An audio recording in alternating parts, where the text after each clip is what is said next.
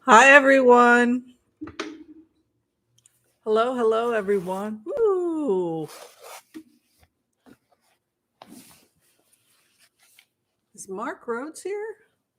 Just got a text from him as well. Oops. Trying to get myself all comfy.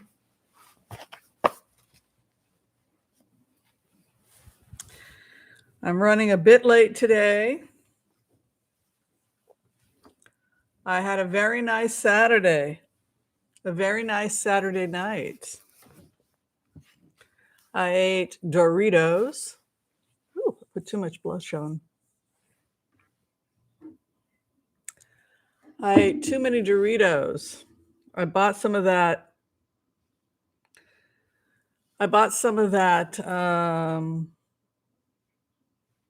What is that? Sweetened with xylitol. Have you ever tried this lemonade? Strawberry lemonade sweetened with xylitol. It's good stuff. Anyway, I had some of that. And I just love nacho cheese flavored Doritos. They used to have a flavor called taco flavored, but we don't seem to be able to get it anymore.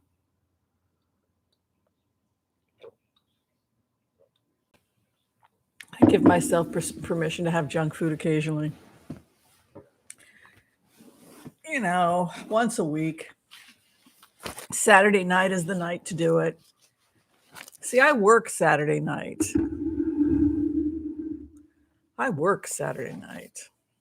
I got to go down and answer the questions, right? That do all that remote viewing.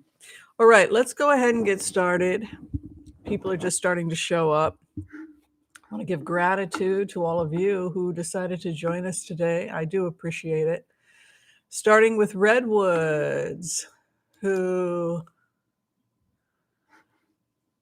without asking, has just become a moderator. Hey, I need some more moderators.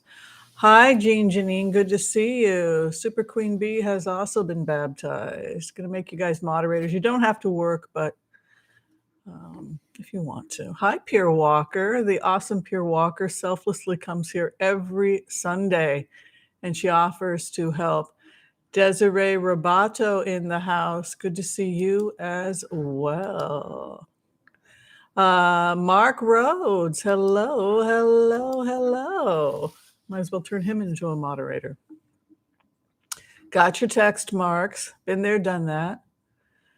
Sadgakti, nice to see you. Jean Janine, good to see you. Joanna Burgess, good to see you. Oh, we have a lot to talk about. Geocosmic Valentine. I believe I already made you a moderator. Good. Okay. So how is everybody holding up? It's very stressful, isn't it? Yeah.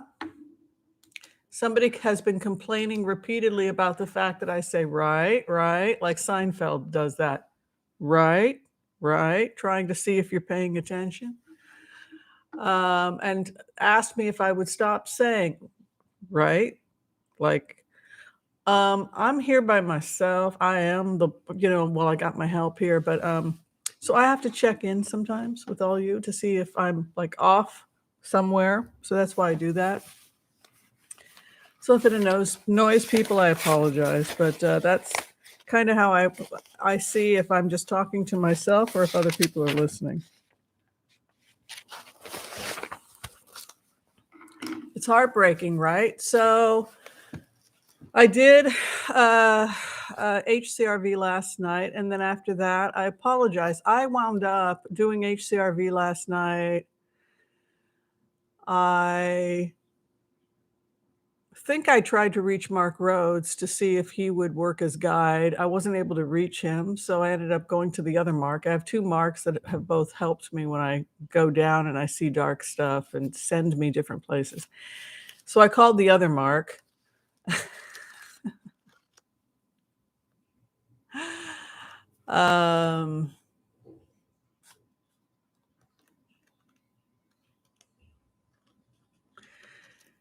Yeah, I didn't think it was.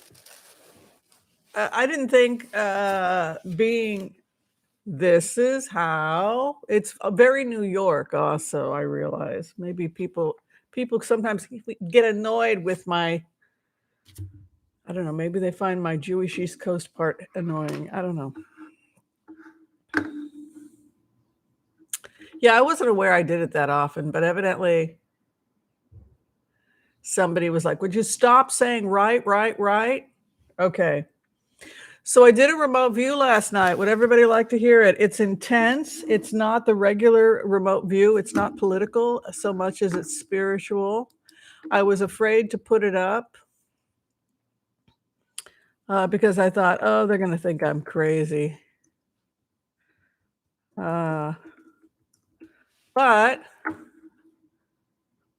I was told by my guides that this is exactly what's going on. So I did a very deep remote view.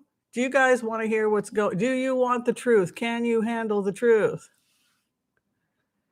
Okay, so I'm just going to tell it to you exactly how I heard it. If people think that Whimsy's gone crazy, etc. All right, let's do the remote view. Okay, so the first thing that when we do HCRV long form, there are two ways to do heart-centered remote viewing, and this is what you're trained to do when you take the class. We have what's called the long form, which is the purpose of long form HCRV is to try and get into a full trance. Now, when you're looking at various different cultures throughout the world doing long form heart-centered remote viewing, which is the secular observation of a phenomenon that's found in cultures all over the world. So cultures all over the world for eons have been doing heart-centered remote viewing. Nobody invented it. I didn't invent it. I don't get to stand with my ego flapping in the wind. The only thing, when we talk about heart-centered remote viewing, we're talking about the secular term for a natural phenomenon. Right? Is everybody getting it? So I didn't invent it. What I'm doing is I'm an anthropologist. I'm a trained anthropologist who's been studying medical anthropology and how human beings heal all over the world. And I noted, as an anthropologist, 5 distinct processes that take place when you do long form HCRV. That people do this all over the world. The main purpose of long form HCRV is you're trying to get into as deep a trance state as possible. Some of the cultures I have studied that do long form HCRV, Hindu cultures, many Hindu cultures, evangelical Christians, Catholics, the Catholic mantras like the Rosary, Carmelite nuns, indigenous peoples of South America. Just looked at that. Judaism, particularly mystical Judaism and Kabbalah. Quite a bit has been going on in the Buddhist tradition, particularly Mahayana, I've studied. So the point is that they all do these 5 steps. So I went ahead and I did the long form of HCRV last night. And what I found is I wanted to know how we got to this point with Ukraine. How did we get to this point in Ukraine? What is the fundamental truth that I need to tell everybody here in the audience? And my guides were directing me towards the heart chakra, which in the Sufi tradition is Wahi Guru amongst the Sufi, and that is your inner guru. So when people chant and listen to mantras in the Sufi tradition, Vipassana yoga, What they're trying to do, same with other forms of yoga, is they're trying to connect with their inner guru. So through the heart, they connect with the inner guru. So there are various different parts of our bodies where we find the chakras. And so in HCRV, what we teach people to do is to go to those chakras to see if you can't find a deep connection with Wahiguru, your higher guru, your higher self, which is connected to the God source. So one of the things we have you do is we have you meditate and go deep inside your gut, which is your digestive system. It digests the information. We have you go to your heart, and you want to check to see if your heart is open or closed. We have you focus on the third eye. There's another location we have you focus on so you can see images, that your body is processing the data and forming images. We have you focus on the seventh chakra, which is receiving divine and higher information. These are all points. The first chakra, which is your survival instinct, we want you to focus on that. Is it closed? Are you feeling like you're about to get killed? All of this connecting that we do in HCRV is an attempt to get you to connect with, again, what in Vipassana and Sufi calls your inner guru, which is connected to your guru and the greater guru, the higher self. All right. So when I did my HCRV last night, the message I got from Spirit is a closed heart chakra. So what we're dealing with right now throughout the world is that the entire heart suffers from a closed heart chakra. So one of the ways that people have tried to deal with the fact that they're closed down, they're emotionally closed down, is they've moved towards alcohol or drugs. So traumatized people who are completely shut down, shy, their heart is completely shut down. Maybe their first chakra is shut down, which creates feelings of fear and terror, right? Because it corresponds to the kidneys, fear, terror. But when you go into the trauma of the planet, of what it is to be human, we find a closed heart chakra. When you meditate more on the fact that we live on a planet of too many closed hearts, the next question you have to ask yourself is, why are so many humans completely closed in the heart? And the answer is because they suffer from the heart wound. So we have wounds that cause us to close our hearts. They can often happen early in childhood. A person with a heart wound is prone to warring with others. Toxic thoughts will help strengthen the heart wound. So say, for example, someone breaks your heart, like your ex-boyfriend or your ex-girlfriend or whatever. Your mother, you have a heart wound from the mother, she leaves you, or she doesn't understand you. The father is cold, abusive, etc. So these result in heart wounds, which cause a person to be closed off from their own heart, which connects them to Wahiguru, the greater consciousness. This gives way to toxic thoughts. All men are assholes, right? That's a toxic thought, right? I hate men. So what does that do? It tells your spirit to close your heart. So it becomes a loop, right? But you can expand that. That's just a form of being a bigot, right?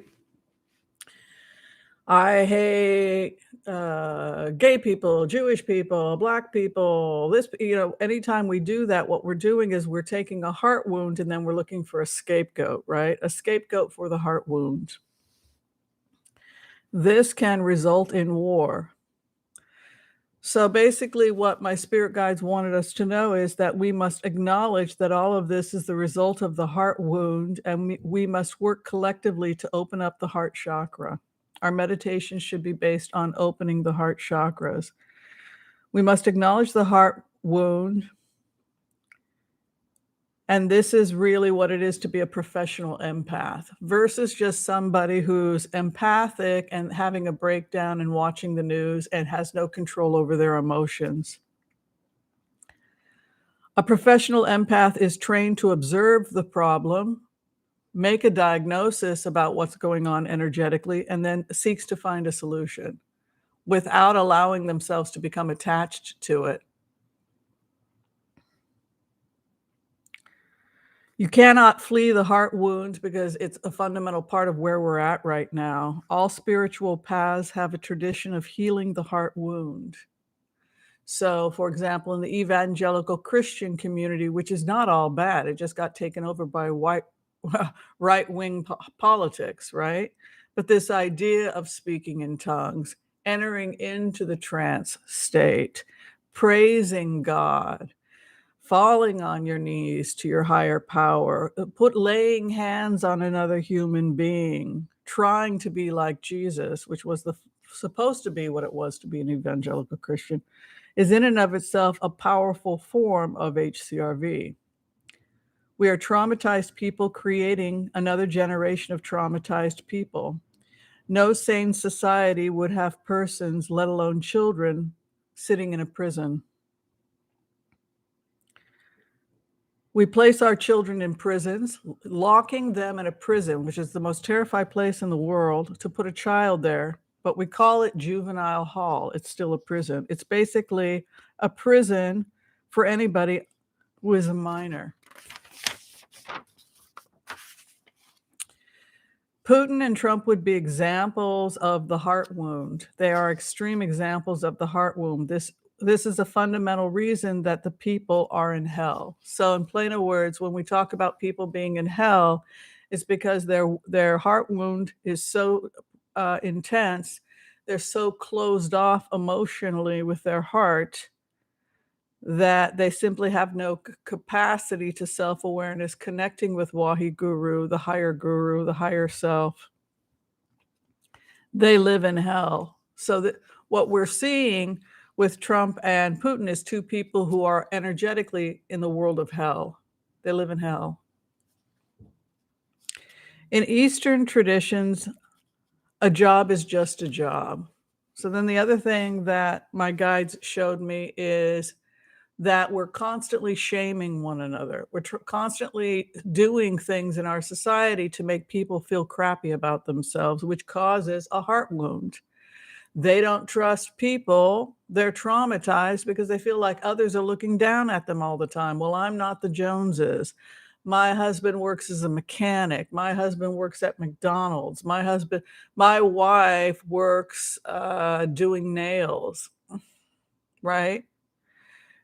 In the Eastern tradition of the Sufi, a job is just a job. You don't shame someone because of what they do for a living. So if a person's driving taxi, it's their job.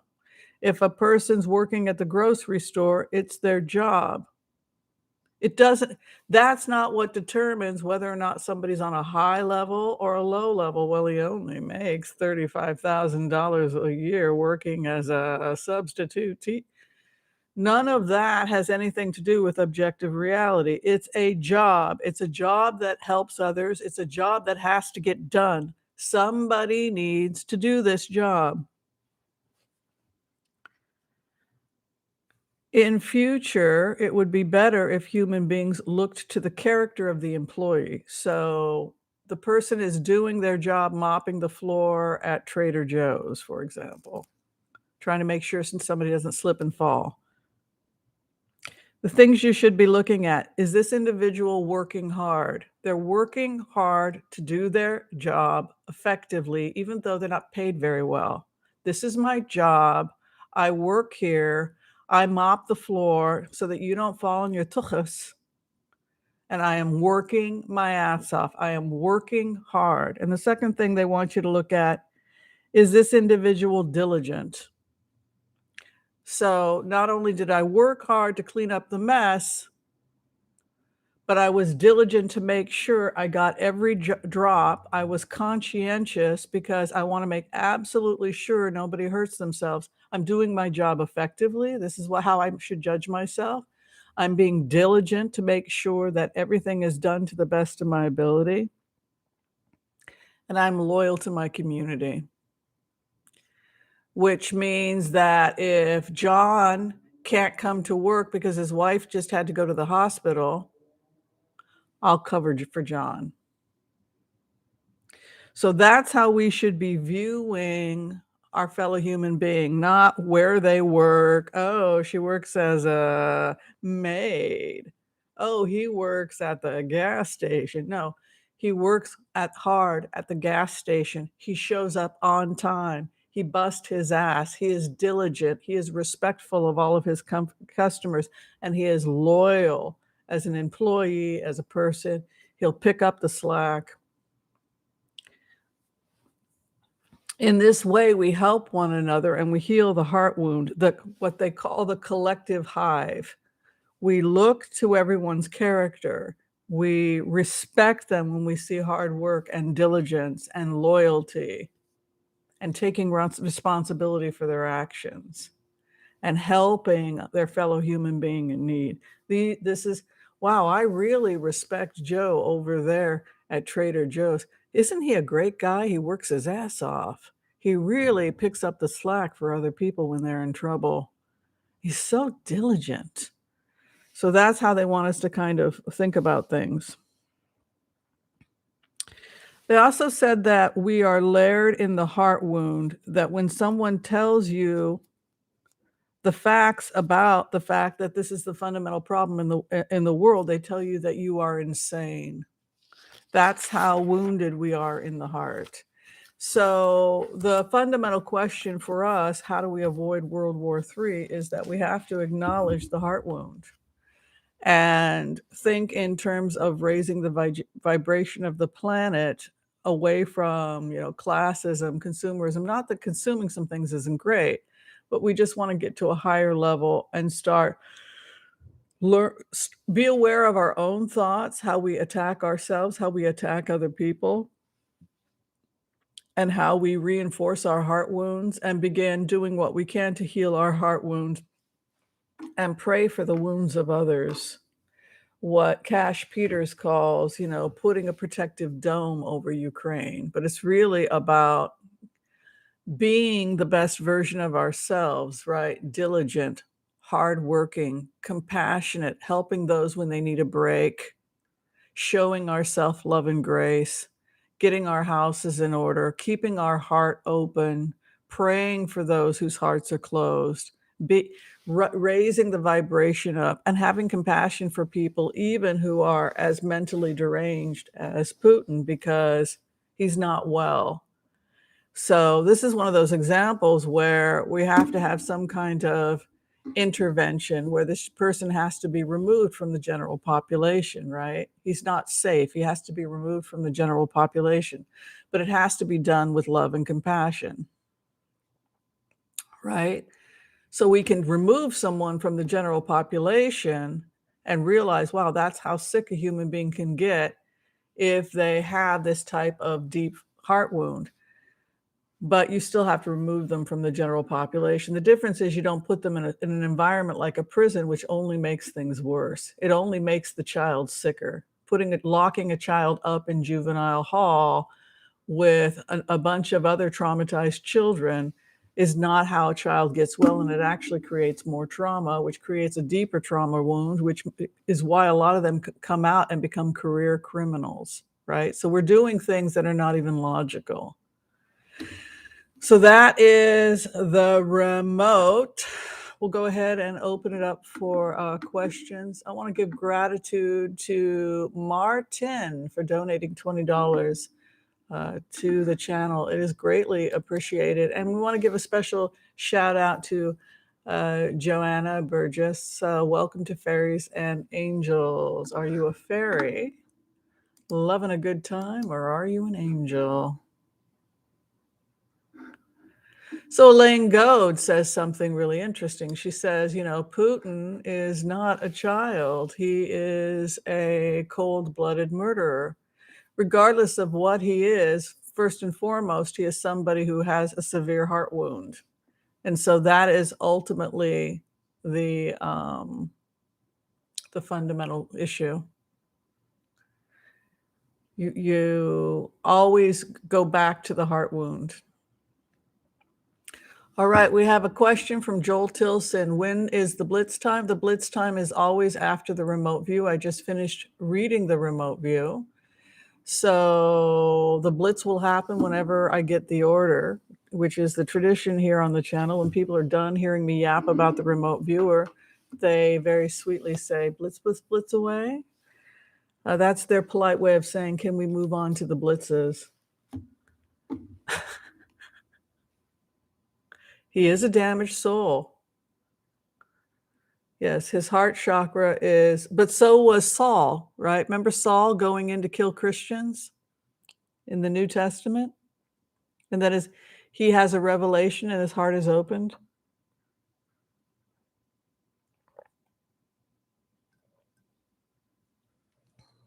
He becomes Paul.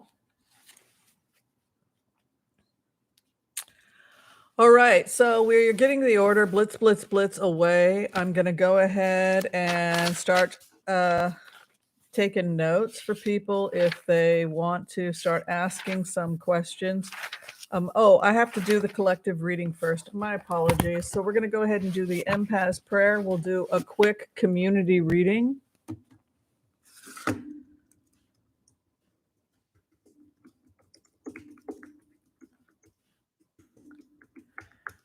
And then after that, we will. You guys are ahead of it. Kel Bell, thank you for keeping me organized. Let's go ahead. We'll do the empath's prayer. We're going to give you a message from Spirit for the week. And then after that, I'll be here for about 45 minutes or so, depending on how long you want to put up with me doing blitzes. Sound good? Okay, I want to call on white light protection for myself and this community as we ask permission from Spirit to access the Akashic records. We call on our spirit guides and good angels to be with us. Please give us the clarity and the wisdom that is needed to empower all of us on our journeys, to make the best decisions for ourselves, our families, the planet, the people we love, but also to help those that we may have strife with. And together we say, Amen.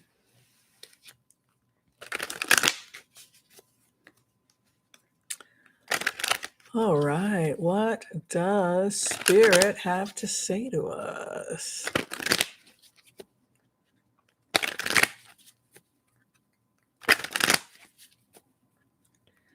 What is the message for us from Spirit? 2747 is when the community reading starts.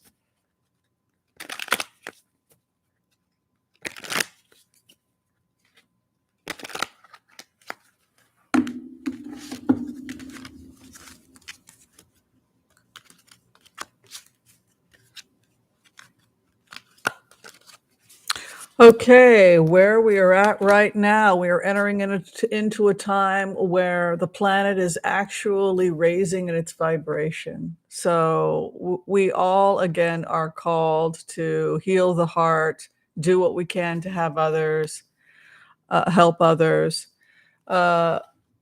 The question, isn't it the individual's responsibility to heal their extreme trauma if they've gone psychotic from mental illness, drugged from one juvenile military school to the next, tortured, etc.?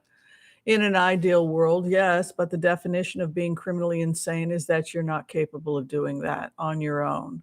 Sometimes human beings need help, and it's becomes the responsibility of the collective to acknowledge when one of the hive members is too sick and it's gotten to the point where they need help from others. To stand back and say we all need to take responsibility is to be in denial that sometimes you can get so vulnerable and so deranged that you lack the capacity to do that. And you're so far gone in your delusions, you actually think that you're right. And at that point, the responsibility is on the hive to recognize that and remove that individual from the general population and try and help them. Not in a prison environment, but in a compassionate environment, simply because they're a fellow human being and because prisons don't work. They simply instill more trauma, which ultimately leads to a greater problem. But where we're at right now, we come into our power. The karma card is the Ace of Wands, which is the ability to enter into entrepreneurship, success, personal responsibility. And where we're entering into is the happy family. So everyone takes responsibility for themselves. We all pray for ourselves. Start by praying that your heart be open, praying that you have love and compassion for your fellow human being. Show yourself grace, show your fellow human being grace. Where we're at right now, a little bit confused about where things are headed. What is crossing us, a feeling like we're being held by codependent relationships, trapped by the devil. We meet the devil head on. This is a point of compassion. Can we have compassion for the devil? You can have compassion for the devil, but you still should run far away. You know, you face the devil, you face whatever the addiction, the anger, and the fear is. Goes back to what the fundamental purpose of being alive is. It's to spread light where there is darkness, right? So we are kind of head on with the darkness. What could be more dark than war, right? What is above us? See, I just did it again, right? What's above us is love. So recognizing that most people are good, that most Russian people are very nice people, and their food is delicious, right? We don't want to go to war with the Russian people. Reaching across the aisle. Also, civilians can reach across the aisle and communicate with other people on the other side and begin just showing general compassion and kindness. We're devastated. Also, you know, this is a wound, again, of the hive. If people if people in another part of the world are suffering, we're all suffering. So we're all feeling the pain of what's happening, and we're all dealing collectively with this devil, right? Anti-life, right? Anybody who's out there to create this type of destruction. I see some strong people emerging around us that are going to be taking care of things. I see Biden in our chart. We can see, I see Zelensky here, and I also see Biden here. So this is an energy like good people are coming. They're coming from a place of compassion, particularly compassion for humanity, and we're being helped. Let go of the things you can't control and instead focus on the things that you can control, which is ultimately compassion for yourself and compassion for others. Do your job to the best of your ability. Take care of your finances. Or as Miss Mabel, my spirit guide, would say, be about your business, child. You know, so it goes back to the message from spirit. Work hard to the best of your ability. Be digital when you're cleaning that kitchen. Be like Lucille Ball. Really make an effort with that dish, cleaning that dish, right? These are the things we can control. When people come to our home, we feed them, and you know, this is the Abrahamic tradition. You feed them, you show them compassion, you listen. Walk away from the stress, anxiety, focus on the things you can control and on being your best self. 8 of Cups. Don't construct your life based on things like don't make decisions based on a closed heart and resentment of the past. Instead, it's a life based on bringing more light into the world. Be about your business, child. Temperance and sobriety. Be careful about how you treat yourselves in terms of drugs, alcohol, food, lack of exercise. You're bringing light into the world. The high priestess comes to you. The clarification for you, you will help many people so long as you do your best to help yourself. Love and kindness from spirit comes to you as well. So you have energy coming from spirit that will help you on this journey. Can you help yourself? Big changes are happening globally in the world. We're moving towards peace by April of 2022. We said that the situation would change in 4 days. Today is the 4th day. So things that have to be decided on. the no-fly zone so that nobody decides to hold that nuclear power plant hostage. Well, you better surrender. I'm going to blow the whole thing up, right? Something is going to happen that is going to be an opportunity for Russia to have a permanent ceasefire. And I think that that's going to affect all of us because this is pouring love and compassion. We can all pour love and compassion, pray for each other, pray for ourselves, get right with spirit, get right with God, do our jobs to the best of your ability. Be, as Miss Mabel would say, be about your business, child. What is your, to bring light to the world, the clarification from spirit. Protect yourself, do what you can to protect yourself. This too shall pass. And trust that we have good people in power. But in terms of what you can do for yourself, be diligent in your love and self-care and compassion for yourself.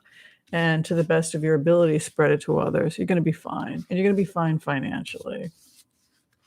A lot of people were worried about their finances, but it comes in that we receive a lot of help.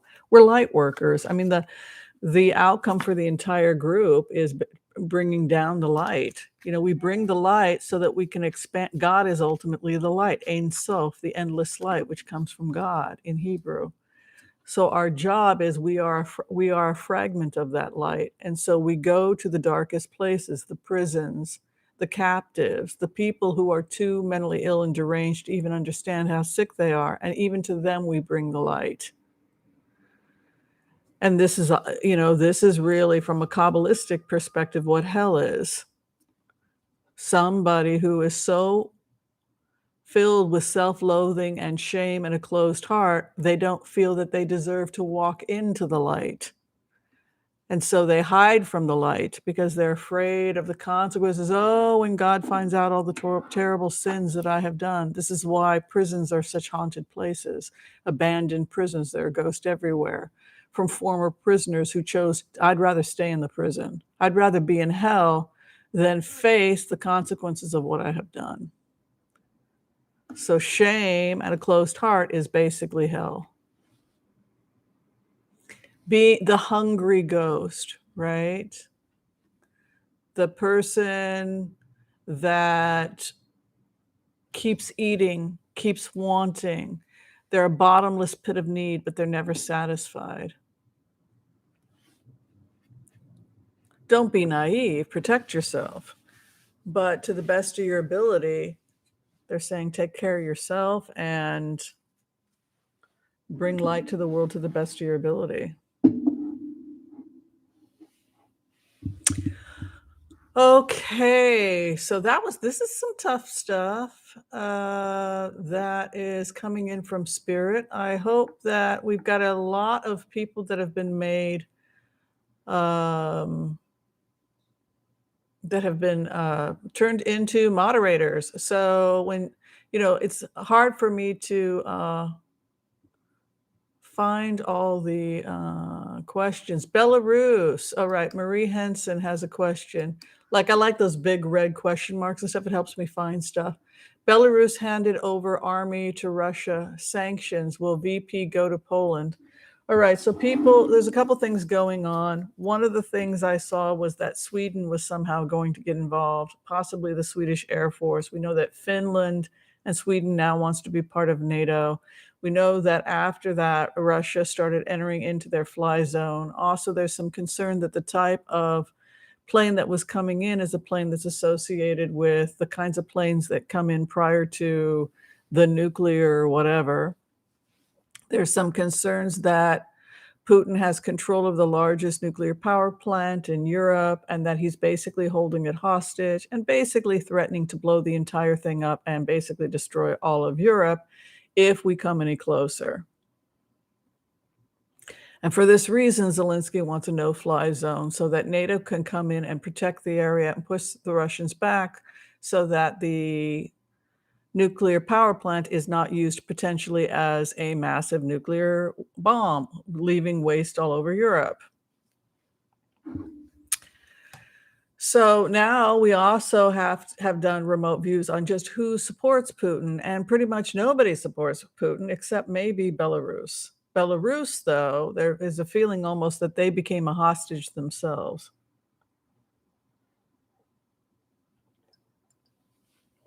So the first question coming from Marie Hansen has to do with the story of Russia and Belarus and whether or not Kamala Harris is going to be going to Poland to try and deal with this situation.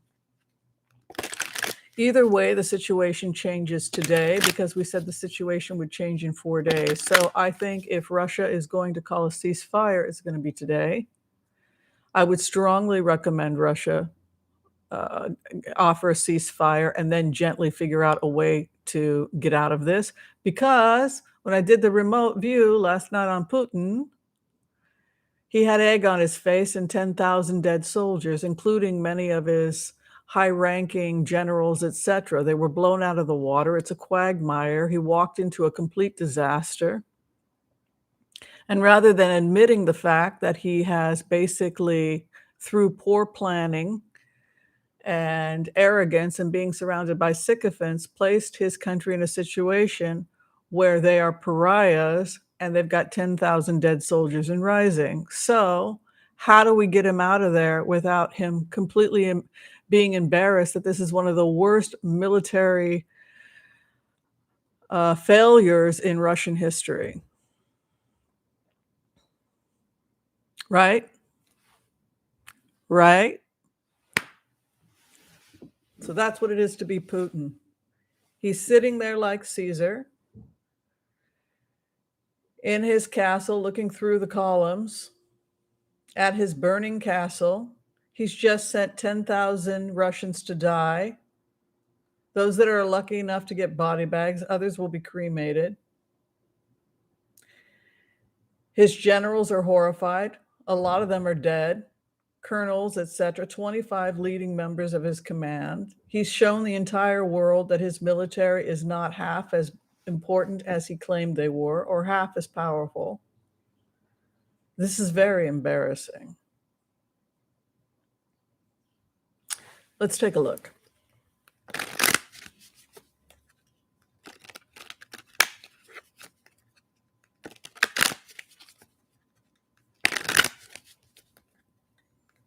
I am Caesar, right? My kingdom is collapsing. The whole world sees us getting the crap beaten out of us. My brave soldiers are abandoning the battlefield. 10,000 are dead.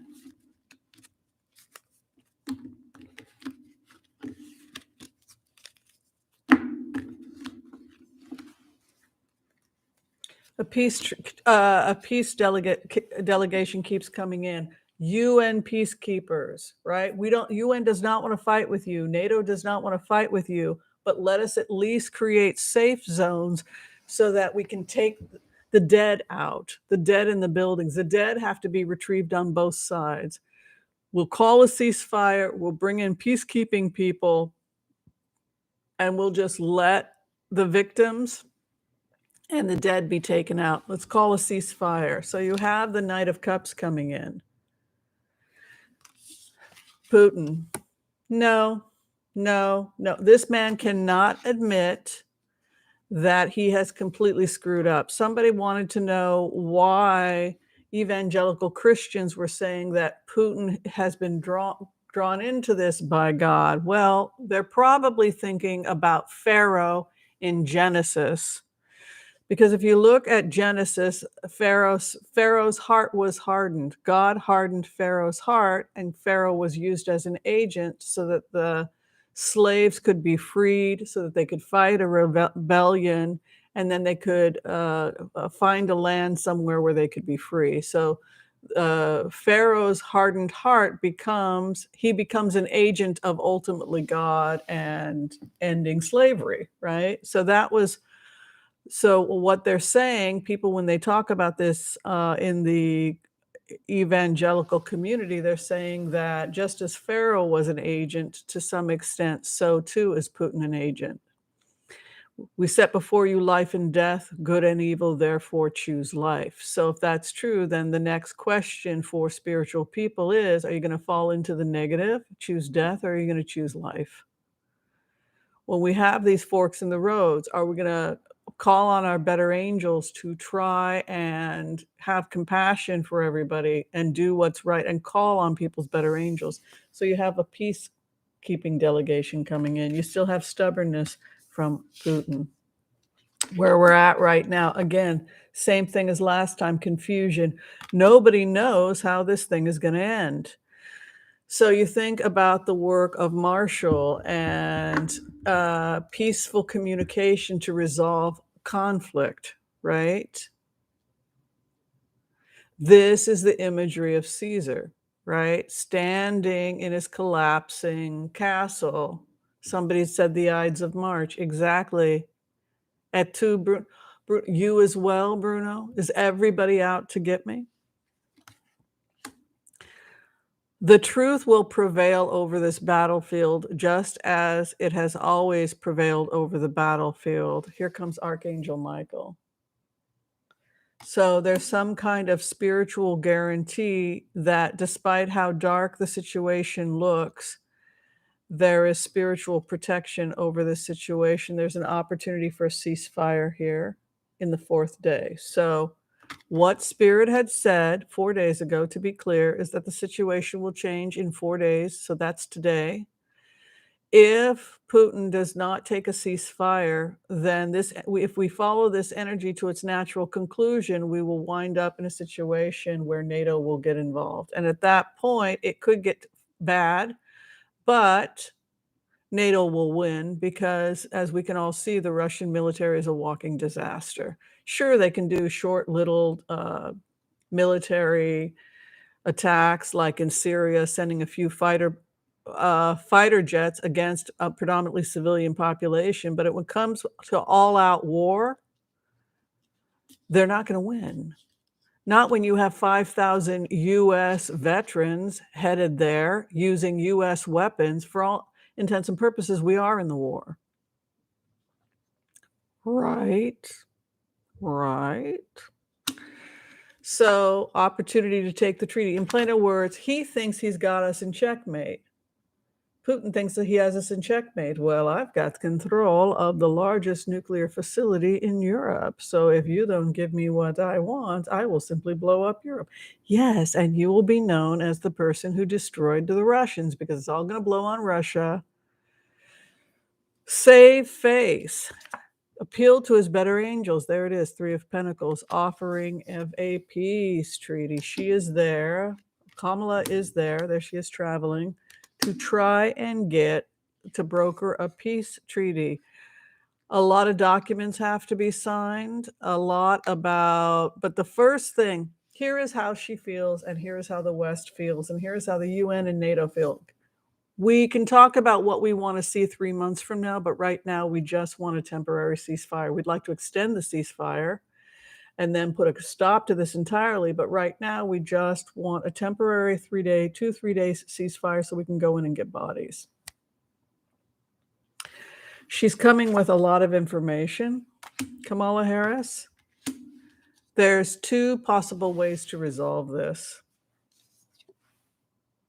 So what Russia is saying in the remote is that we want to retain control over the areas we currently have control over in Ukraine. If you want a ceasefire, we're not going to pull back. This is one solution. Okay, don't pull back. We'll see if we can bring delegates into those areas. We'll cease fire. Okay, but I want Odessa. We're not leaving the Odessa. I want that port in the Black Sea. I told you people on this crazy channel 6 weeks ago what I wanted. I want the Ukraine, and I'm specifically taking control of the Black Sea. So as far as he's concerned, there's still an opportunity, but we have 2 ways we can go. He's saying, fine, we'll stop the ceasefire, and I'm going to permanently take control of these areas. I'm not going to withdraw from what I've already accomplished. Biden is afraid of him in the sense that Biden feels that he's mentally unstable. Biden. over the man who's wishy-washy, the trickster. This is a guy who's no longer become reliable. There it is again. The UN offering healing. This is Archangel Raphael, the healer.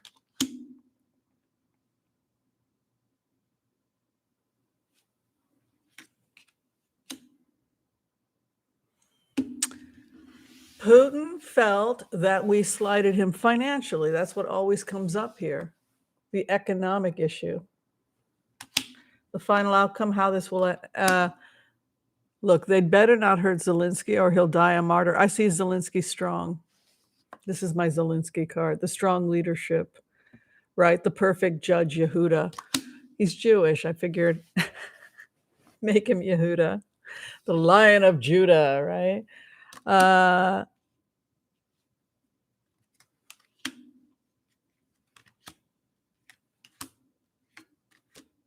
The star is over Yehuda.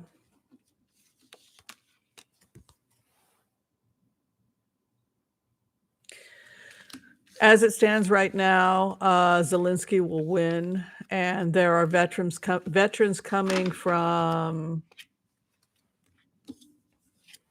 every NATO country and every pro-American country, so that we have veterans coming from Israel, the United States, Great Britain, Ireland. Sweden is sending aid and is trying to get victims out. Finland calling to be part of NATO. I don't see, given the disaster of the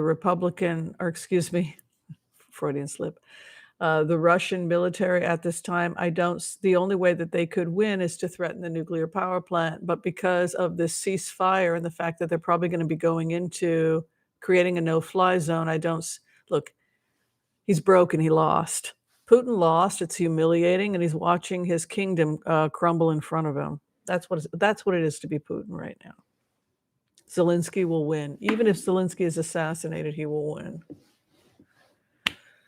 Wow, what a frickin'... So Belarus is going to experience their own economic disaster, their own economic sanctions, because their economy is connected with the Russian economy. So when you look at that energy in association with Belarus, which was the question, you have the Four of Pentacles. They tie themselves to the wrong horse.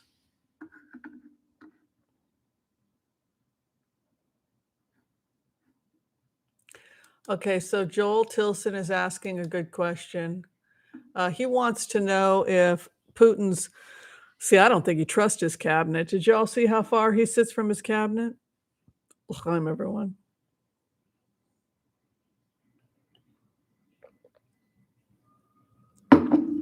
All right. Will Putin's cabinet be kicking him out?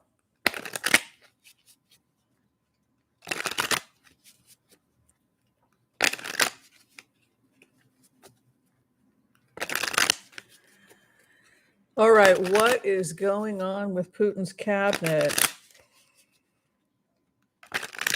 That's a hell of an imagery to see, isn't it? Where you see Putin with the laurel wreath of Caesar sitting on his throne, looking through those Greek columns out at a city that's going up in smoke. And he has to admit the fact that he just sent 10,000 of his soldiers to die. How long are you going to keep this nightmare going?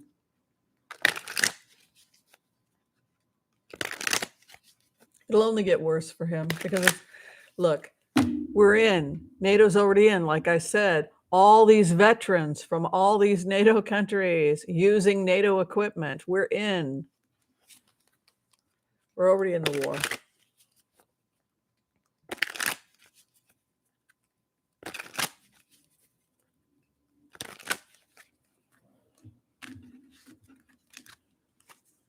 If he uses nuclear weapons, we will intercept them from Romania, and then they will come raining down on the Russian people.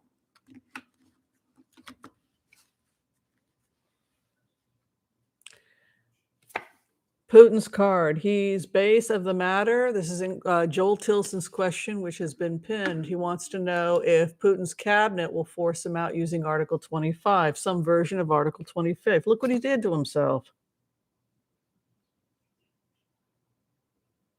This goes back to the imagery, right? He's sitting there and he doesn't want to see the fact that he has literally left they didn't even know they were going to war. Queen of Wands is moving in. What does she want? What does she want? She wants justice absolute. She leads with loyalty. So here's the question that the cabinet asked themselves, the other, right? The karma of him is the Queen of Wands. So who are Putin's cabinet loyal to? Are they loyal to Putin or are they loyal to Russia? The Queen of Wands is about loyalty. She's loyal to the hive. She's draped in the colors of loyalty, right? She has the Lion of Judah behind her. She was made, Judah, Yehudit was made the head of the tribe because her loyalty put her in a position of power. She didn't run for office.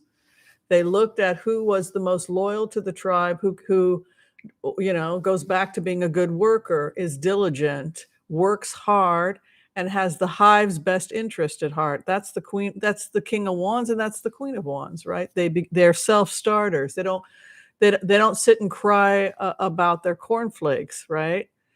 They are loyal, right? They are draped in loyalty and they seek what is best for the tribe. So if that's the karma of Putin, he's lost.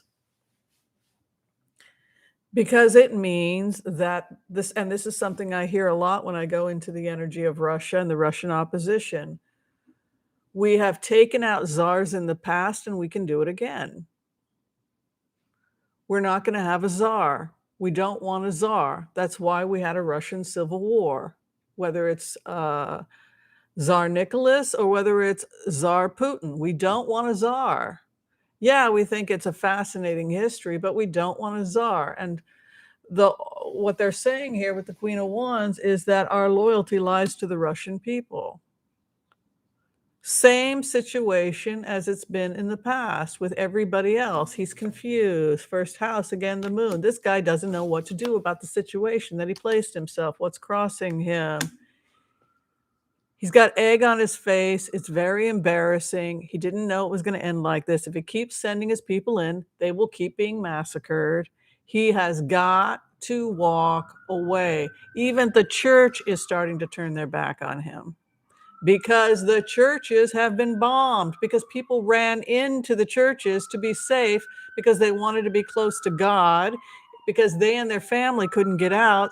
So if we're going to go down, we're going to go down in our church. See?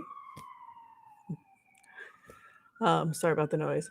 So people ran to the churches in Ukraine and they prayed in the churches and they did midnight mass. And then what happened? The churches got bombed. So people were hiding in the basement of the churches. So where Putin is, he's locked out of the church. So what is the church doing? The churches in Kyiv and all these other, Odessa, which has amazing churches.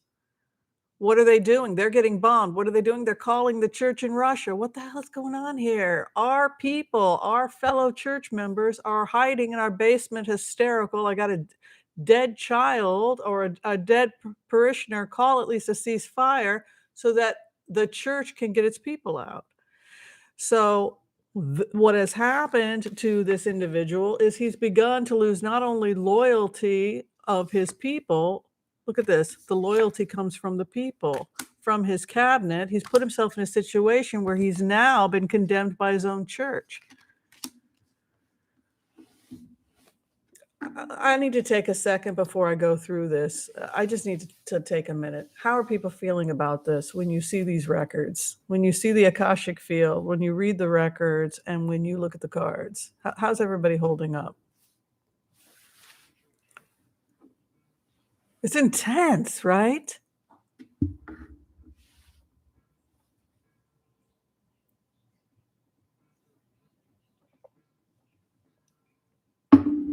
Bomb the churches. That's where I would have gone. If I was a devout Christian and I had nowhere to go, of course I would have gone to the church to pray. I would have been there with my fellow parishioners handing out soup.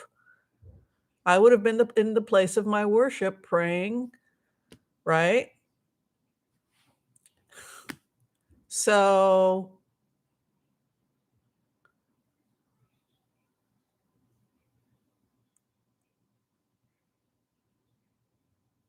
it's just okay. And so he's going to have to hang it up. Fourth house. He's going to have to hang it up because this fell apart, because he lost his own church. What he's sitting in: addiction, his ego, codependent relationships. He wanted to be all that in the bag of chips. He had a former relationship with the church. He thought he was going to be a modern day czar. Biden's coming in to smooth things out. There's going to be an international delegation of peace. The church is very, very upset. Archangel Michael came in, the patron saint of that church. Enough, right? We had Archangel Michael come in, so people are lighting candles to Archangel Michael. So there's an energetic interception that happens, right? So Archangel Michael comes in and says, you're not going to bomb our churches. You're not going to kill our parishioners that are doing nothing but lighting candles and praying for interception. This is enough already. So you have energetically something happening with Archangel Michael. There he is. It's enough already. He holds the sword high. Don't make me come after you. I'm giving you a chance to stop, because if you don't stop, UN will come in, and you and your soldiers, who we have compassion for because they didn't ask to be in the middle of this, will be obliterated. Look, Archangel Michael gives you a choice, right? He's not striking with the sword. He's holding it up and he's protecting his land. And he's saying, look, you have a choice. But if you can, so as is the way of the church, it's communicating with its parishioners in all of these countries. In Ukraine, in Russia, in St. Petersburg, the hope and the fear that the violence will continue. The final outcome: Archangel Gabriel, the healer, the artist, work, right? The work, the money. I think they'll have a ceasefire. I think they're working on a ceasefire. I think that's what Kamala Harris is trying to do. There's the ceasefire. I think Archangel Michael has intercepted. There's an energetic intercepting. If this is part of your tradition, then he would be the saint that we would want to go to right now. Also, Archangel Gabriel and Raphael also come in. Gabriel to create the work and the reconstructing and the financial help. She's the artist. She's the writer, so she would also help with creating documents. Gabriel does the healing. And Michael puts a stop to the war. Uriel protects the area and is known as the spirit that holds the space. So Uriel holds the space so that the process can happen.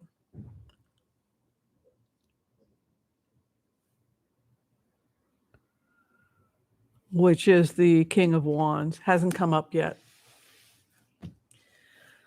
What do y'all think about that? So I think it's going to be a ceasefire, and I think they're going to try and extend it beyond 2-3 days. I think the church got involved. I think that Putin got in trouble with the church. I think that he lost the loyalty of his cabinet, because the cabinet is loyal first and foremost to the people of Russia. Archangel Michael is the interesting, Joni.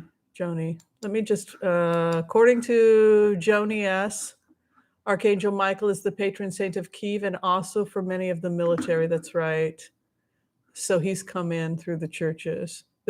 Look, you call upon God, God will come, right? This is a fundamental belief in most spiritual paths. If you call on me, I'm there. So if you have all these people calling on Archangel Michael to stop this thing, that causes an energetic reaction. It influences the people who are in positions of power in the church to make the phone call. All right, so Joan Carson, thank you for those big red question marks, because I don't know who Brittany Griner is, Zenith, so I need more clarification there. Joanna Carson wants to know, will the GOP suffer at the midterms because of the sanctions? Let's take a look. That's a really good question. So what Joanna is asking is, are these sanctions having an effect on how much dark money is being given to the GOP? And also there may be some compromised Democrats as well, like Tulsi Gabbard, who seems to be linked, when I go into these remotes, with mercenaries and with these contractor companies for hire military.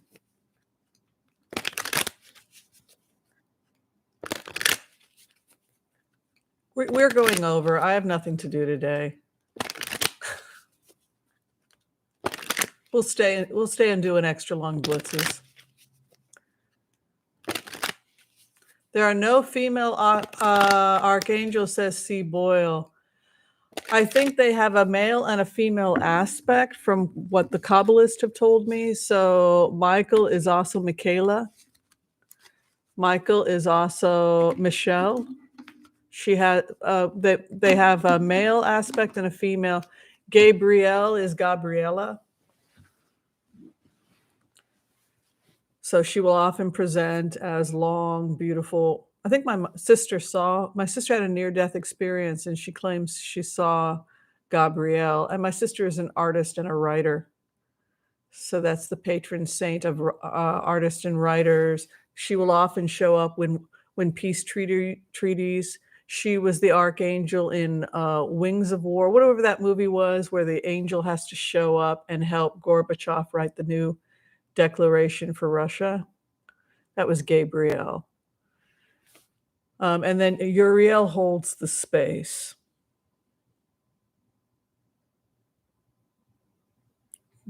And gives time and space so that it can happen. And then when we think about healing, it's Archangel Raphael. Yeah, is the healer. But some people say Gabriel as well. They all heal. Thank you, Desiree Rabato. Welcome to Fairies and Angels. Good to have you here. And thank you, El Vigil. Welcome to Fairies and Angels. Fairy or angel? That's the question. All right. Let's see what's going on with the GOP.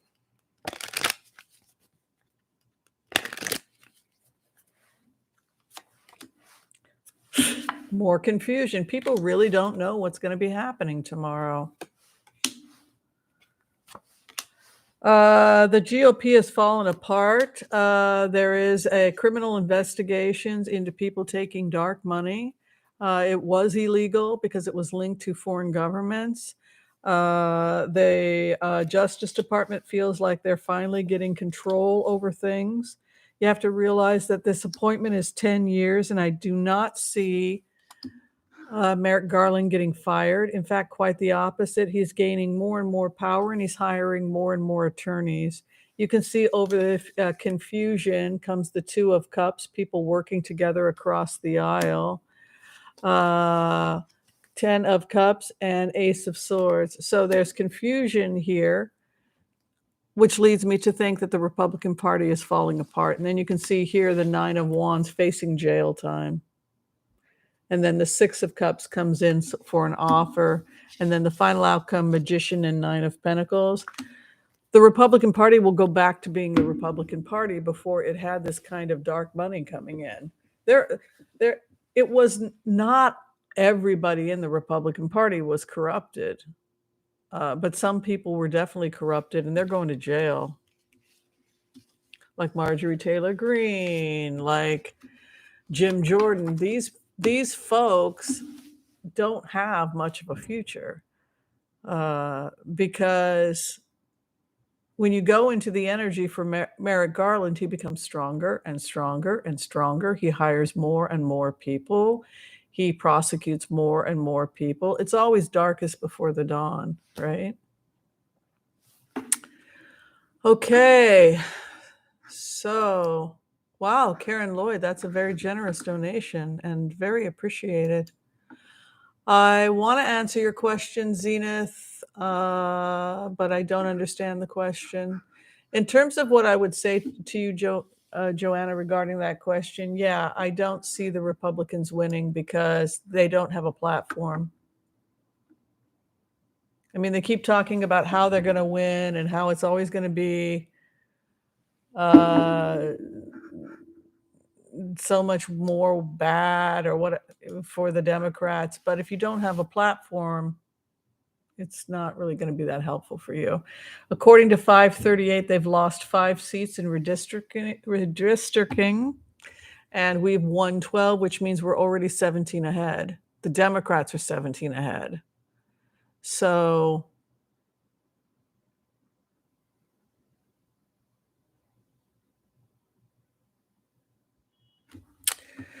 all right, Brittany Griner, the NBA star, released, who was in jail. Let's take a look. Brittany Griner.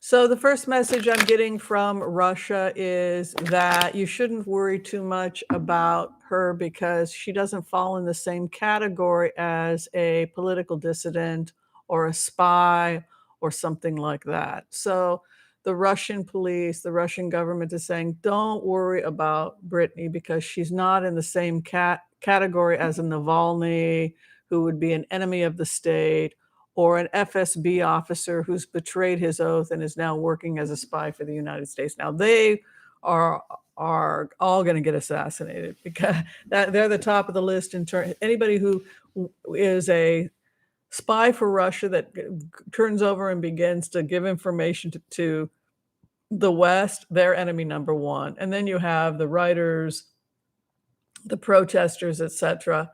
But this person, Brittany Griner, doesn't fall into any of those categories, so they tend to be treated entirely differently. So this is the first thing they want you to know. It's like she would be held in a area where she wouldn't be punished or anything. It's like some type of a center for people.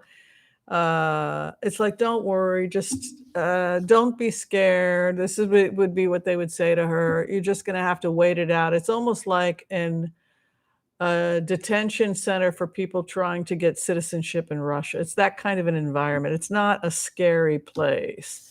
You've got the Empress card, and then you've got the 8 of Swords. So she's in a situation in the middle of war, but there's no desire for violence here. They don't want to hurt this individual.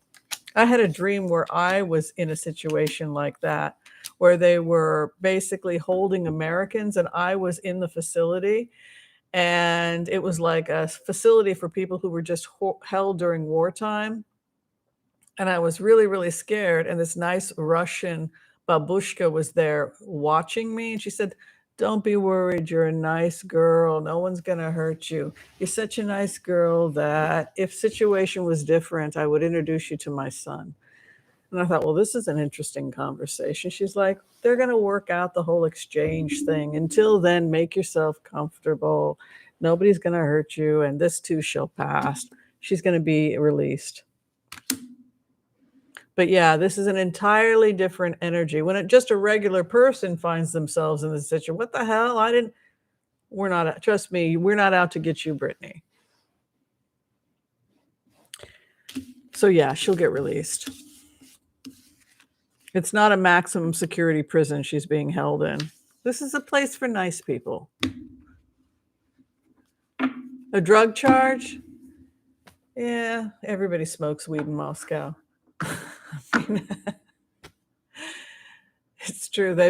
Historically they've always had drug problems in that part of the world. It used to be worse. They used to have a serious heroin problem there. Heroin, and there was a lot of drug problems in Eastern Europe and Russia. Amongst the extreme poor, it was glue sniffing. I don't know if you've read any of the articles about the homeless children in that part of the world, the orphans in Romania. But no, I don't see anything spooky happening to her. All right, so here's a question. Thank you again for the red question mark because I can see those. This one's coming from Debbie Bradley. She wants to know if 45's relationship with Putin is going to be exposed as a result of this.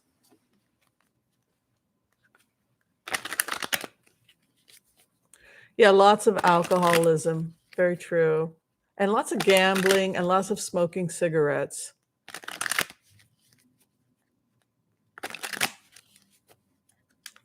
So,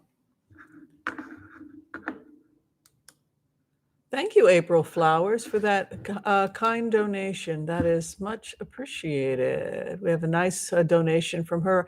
And Joanna Burgess has donated $4.99. Karen Lloyd gave a huge donation of $100 to the channel, and that is also greatly appreciated. So yeah, so we're now looking at 45 and his relationship with Putin. Thank you, Carrie Dye, for that generous donation. Okay, let us look.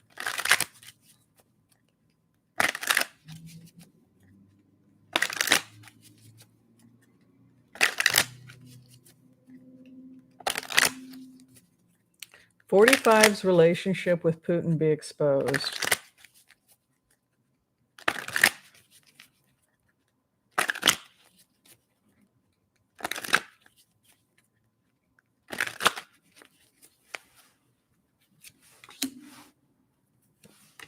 Yes. Yeah.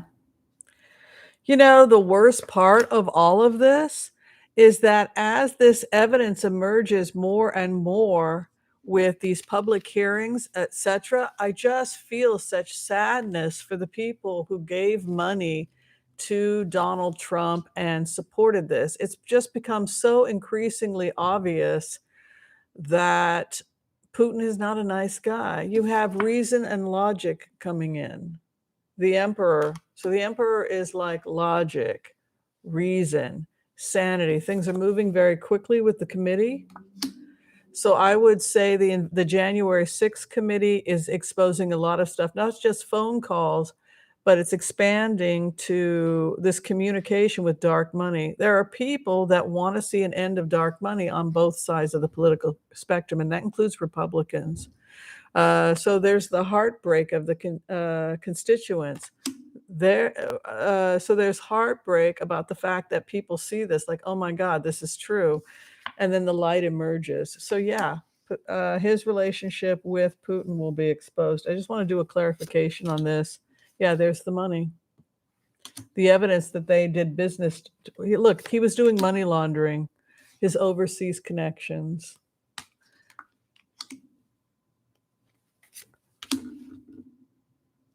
People did offer evidence. It's over. You know, it gives birth to a lot more investigations because once it comes out what Trump did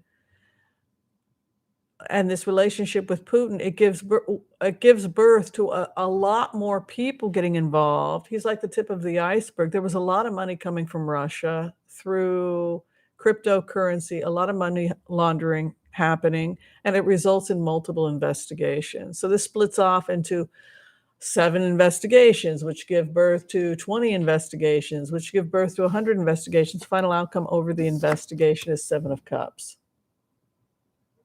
So the problem is bigger than Donald Trump. If we focus just on Donald Trump, we're not seeing that there's an overriding trend where people are receiving money from foreign sources.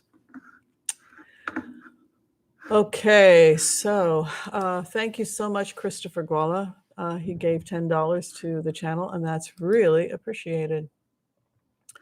Hi, Alwanza. Thank you so much. Alwanza donated $20 to support the channel, and I really appreciate that. Cha Cha Brown donated $1.99. Lily Rose. Hi, Lily. She donated $9.99, and then she gave a little dancing person, which looks really cute. Okay, so this question is coming from Candescent Moon. Will Rubio and Dane face consequences for sharing photos of Zelensky on social media after being asked to protect his safety?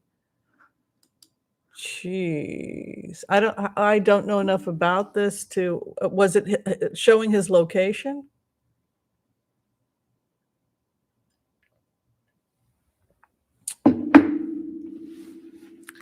Okay, let's see if Rubio and Dane are going to face consequences for what they did in terms of putting Zelensky at risk.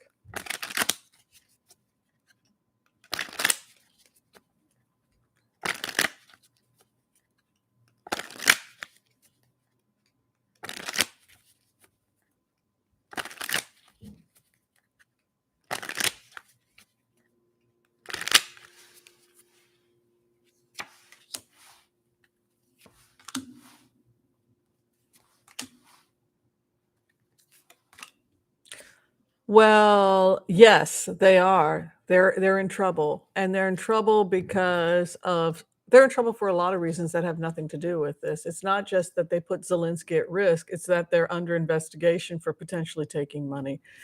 You can see the Biden administration celebrating. There's an investigation into money over these individuals and then facing jail or regarding the money they took. I'll do a clarification because that doesn't really tell us much.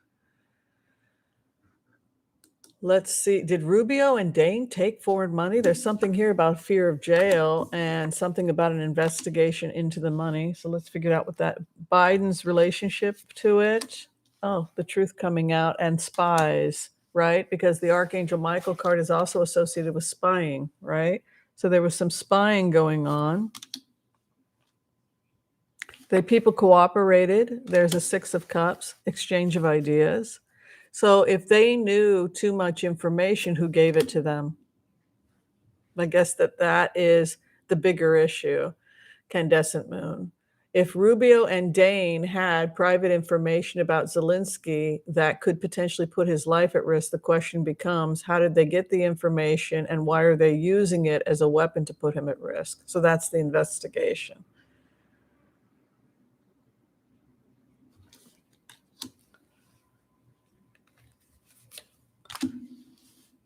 And they may be they've harmed themselves in terms of their future career because you've got a death card over them with the jail card. So it's possible that Rubio and Dane could be destroying their own careers, but it bodes questions. Why did they target him? Why did they do this?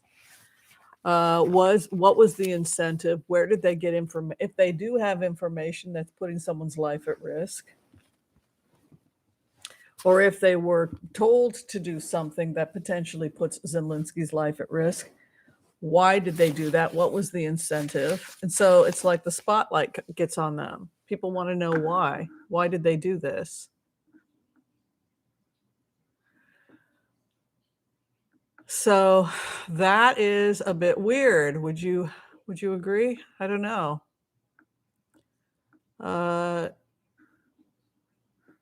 It's a very strange thing because how could you not support Zelensky right now?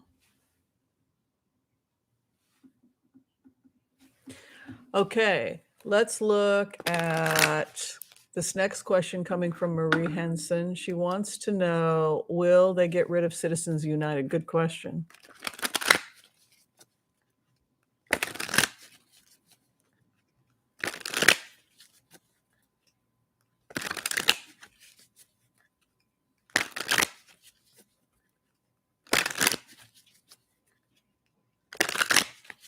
Citizens United.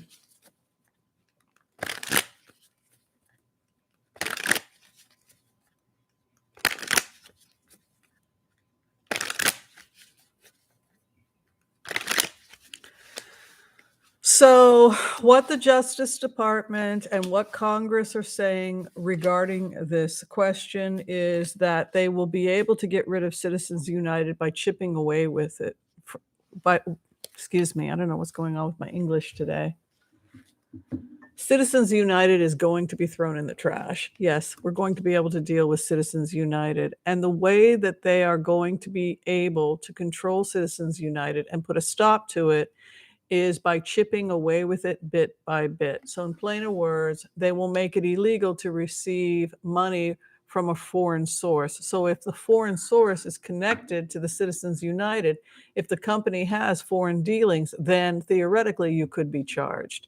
So what they're going to do is that even though you have Citizens United, they will begin to pick off chunks of it so that you can only do Citizens United if you are an American. There's going to be all these provisions surrounding Citizens United, which makes it obsolete. So what they're saying in this remote and in this card reading is they will chip away at it so that it becomes a lot less powerful.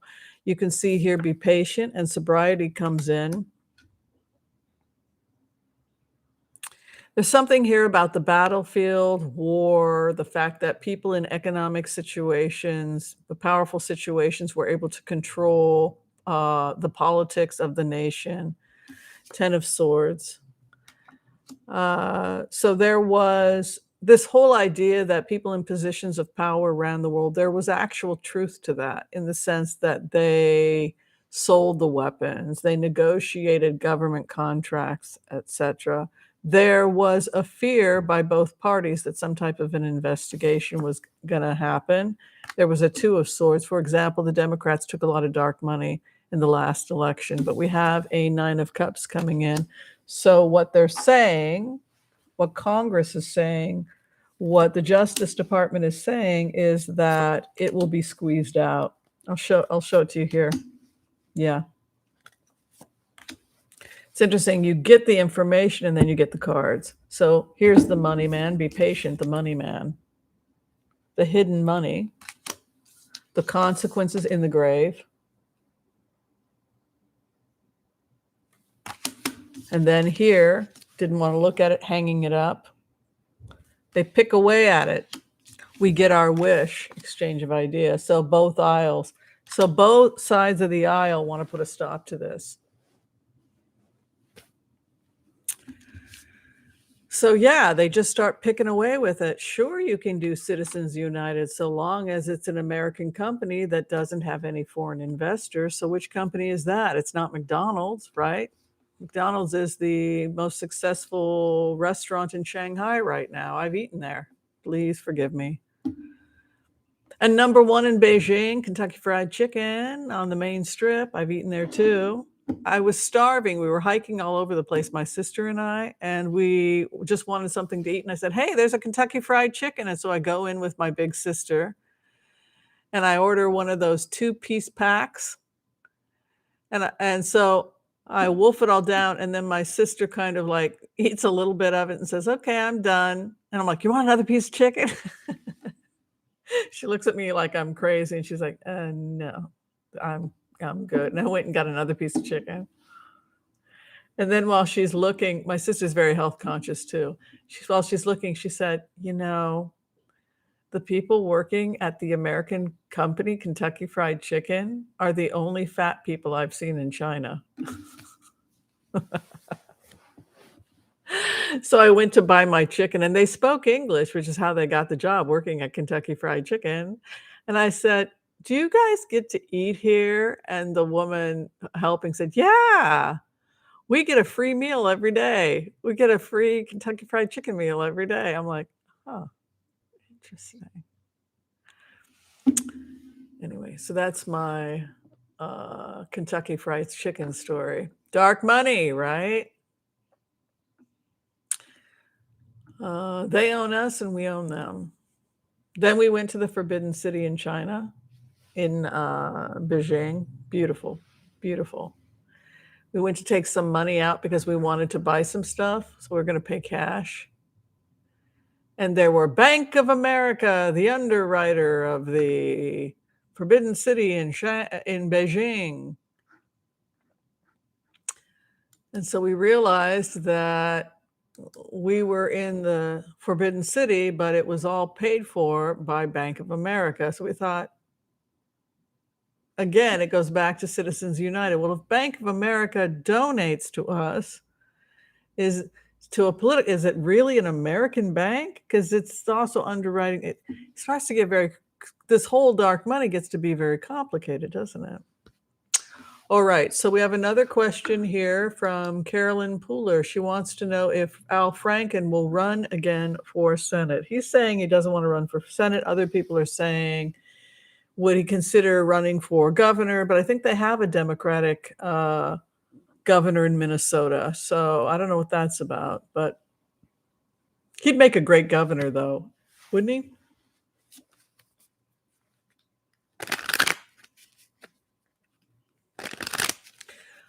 All right, Al Franken running for the Senate. Al Franken running for the Senate.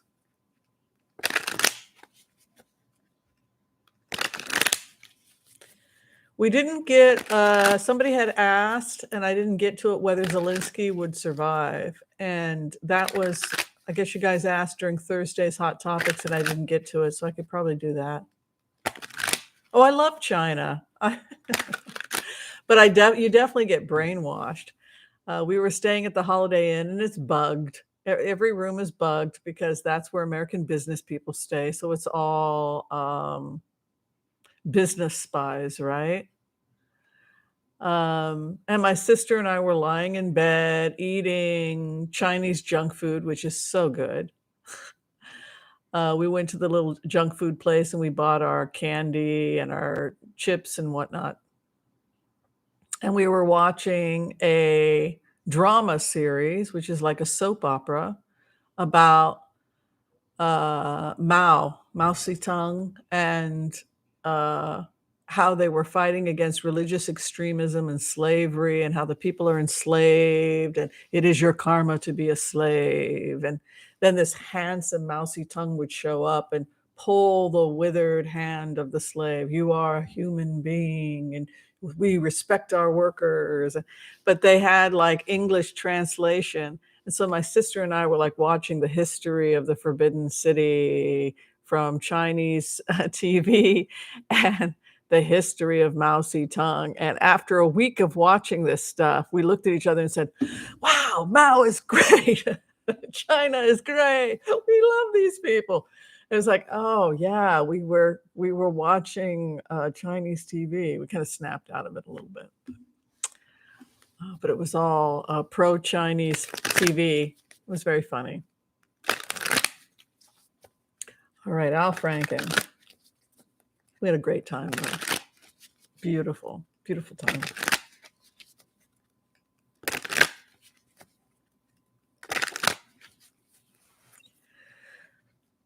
All right, Al Franken. He's definitely been asked to get more involved in politics.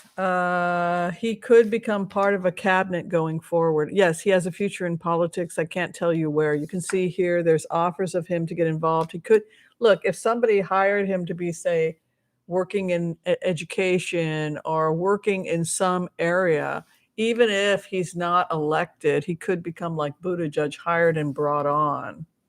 He resisted previous offers. So you have the offer, Six of Cups, to come in, and then the Two of Swords. So part of him was like, I don't think so. I think I just want to focus on taking my family out of this situation. Six of Swords is to go to smoother waters.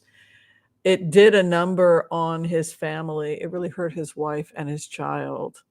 So there's this feeling, Six of Swords, like he just wants to maneuver his family away from this. There's the Sun here. So in a way, he feels like keeping his being a commentator would work better for him than going back into a situation that would potentially look bad for the Democrats, be a weapon against the Democrats. Well, look what you did with Al Franken. You brought him in and you didn't let the people decide, etc. So there's something here about hanging it up, the offer, and him fleeing the offer. And then wanting good things for his family. He's very close to his wife and son. And then 10 of Pentacles, family secrets. So I would say right now his answer is no. interviewing people, supporting the Democratic Party, supporting democracy. I think all that's well and good for him, but he really doesn't want his family to be subjected to this stuff again.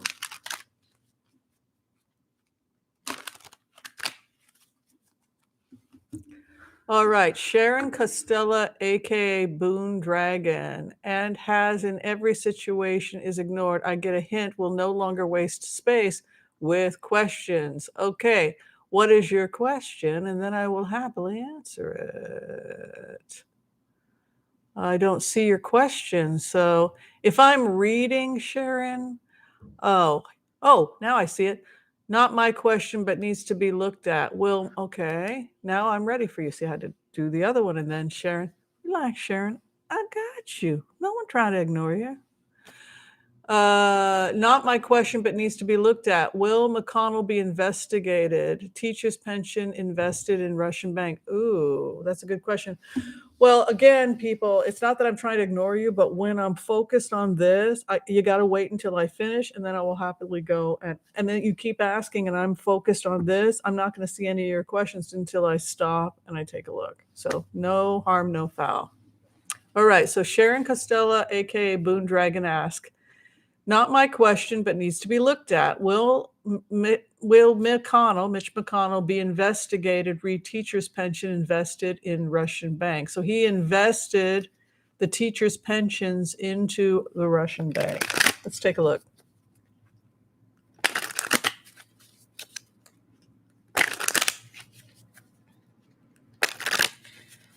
Teacher's pensions in a Russian bank. Oh, really? Gosh. So he just thought that they had a good return or something, and that's why he put it in the Russian bank?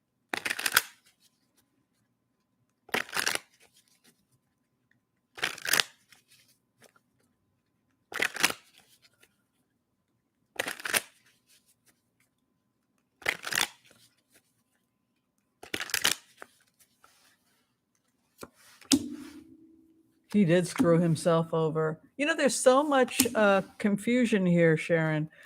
Look at this. Look at where McConnell's at. He keeps putting himself in situations he can't get out of.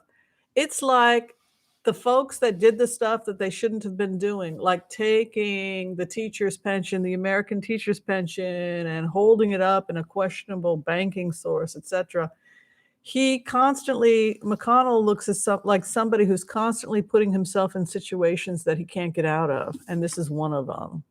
And he was confused regarding the Two of Pentacles, and the Two of Pentacles is the trickster who moves the money around.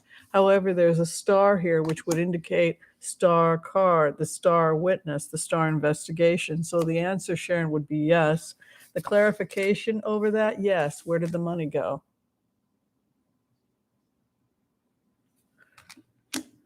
What was the motivation to do this? Oh, well, the bank offered extremely good interest rates. It was about the money.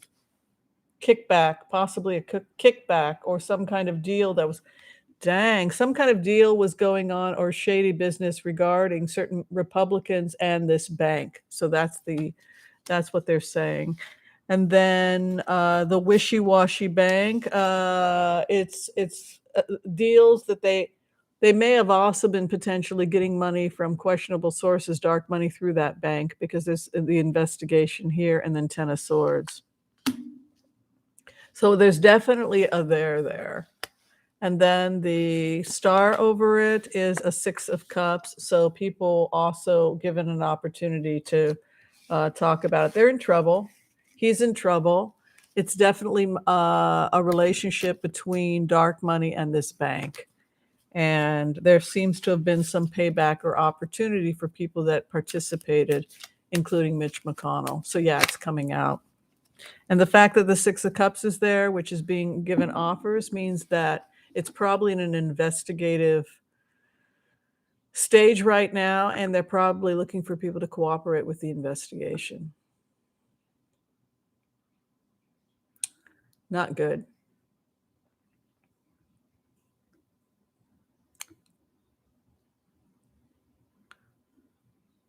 Okay, so let's keep going. Yeah, those big red question marks really help. DW, thank you for the $10 donation, by the way. I appreciate that. All right, so J Cat Lady, I'm just going back anytime I see the big red questions and looking at them. J Cat Lady, let's go ahead and pin your question. Did anybody hear the phone call that 45 had with one of the Gulf buddies about his friendship with Putin? It was this weekend. Isn't this fun?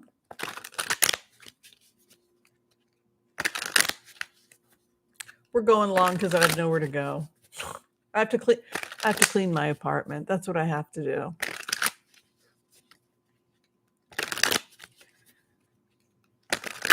Phone call that 45 had with his Gulf buddies about Putin.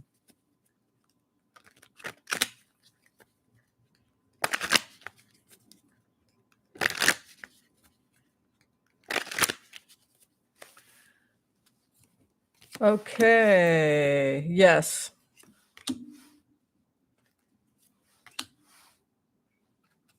A lot of people made money off of Eastern investments. So, what they're trying to say to you, the wealthy millionaires and billionaires, the gun runners, the drug runners, the people that are going to private clubs in Miami, what they're trying to say to you is a lot of us did business in Russia. There was nothing illegal about us having business with Russia. It wasn't like we were breaking the law by doing business with Russian banks, by getting loans, by having a relationship with Russian business. So, this is the first thing that these millionaires that hang out with Trump want you to know. We did not have an antagonistic relationship with the banks. We didn't have an antagonistic relationship with foreign businesses out of Russia, like working with Deripaska. We didn't think of ourselves as traders. This was just business.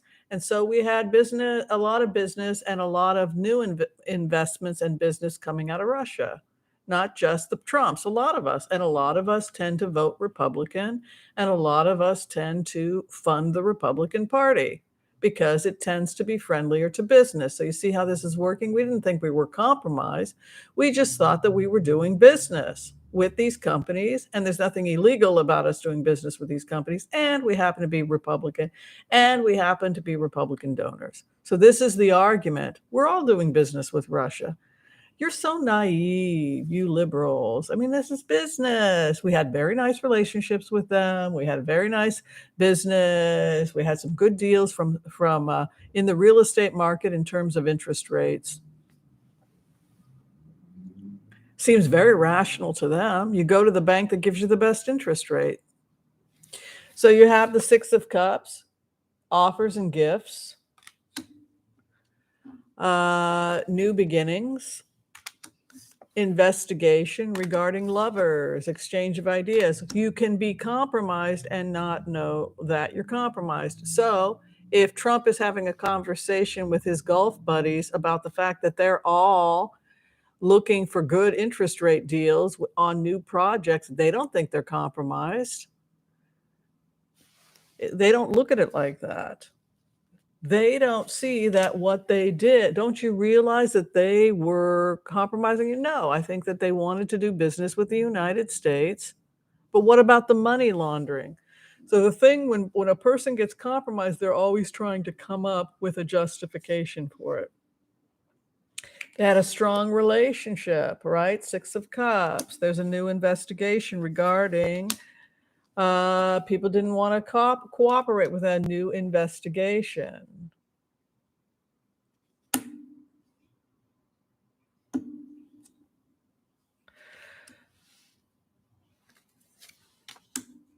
Yeah, there's a new investigation into this. So again, it goes back. There's the investigation. There's April refusing to cooperate.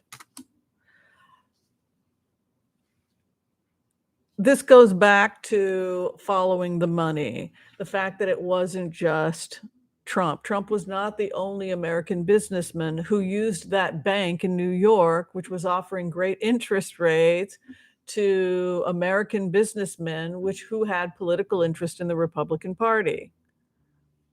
All of our friends were doing it. They were all taking out loans for their businesses. That's what this looks like. And then the final outcome for the investigation regarding the scheme.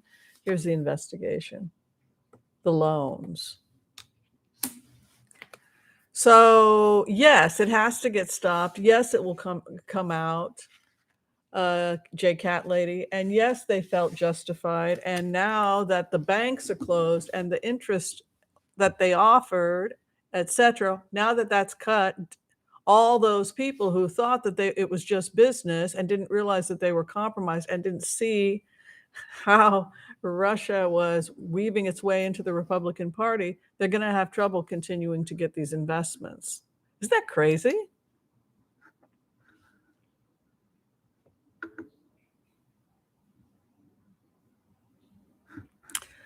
Okay, so Geocosmic Valentine had a question. She wanted to know about on July 4th, evidently a lot of people went to Russia.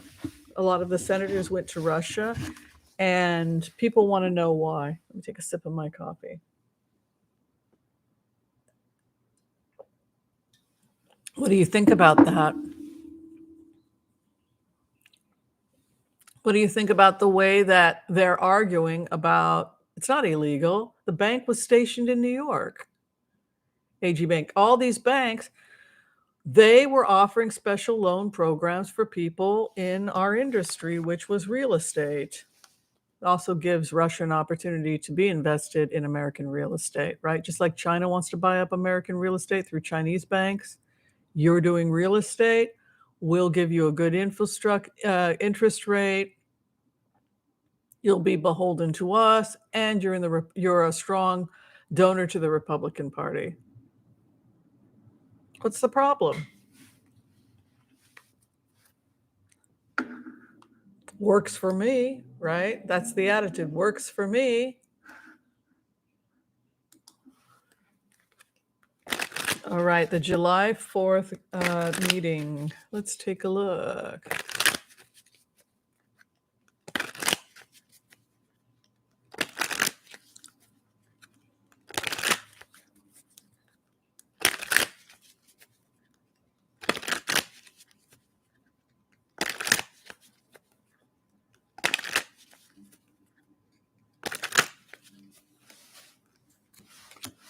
It had to do with where their money was coming from. It had to do with the fact that some of them had taken loans from Russian banks and Russian oligarchs, which had a vested interest in investing in the United States, real estate, business, politics, etc., in order to promote Russian interests. You can see it again here, the loan, justice, the loan, the offer that was given. So also, some people read Knight of Cups as, he can be a bit of a cad, right?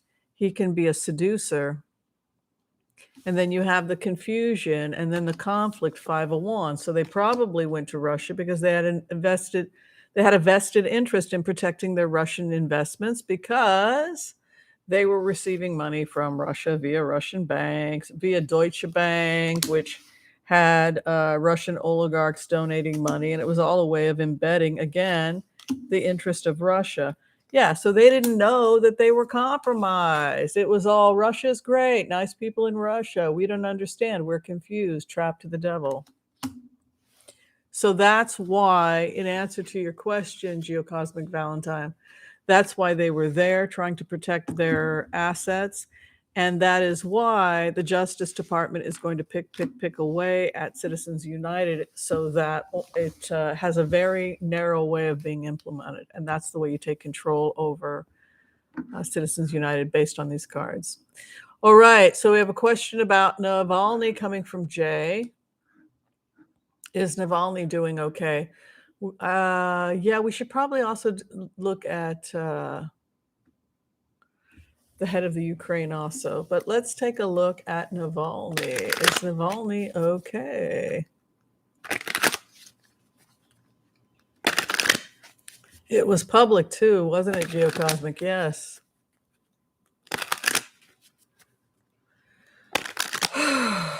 Navalny. Is Navalny okay? Navalny has told people to keep protesting.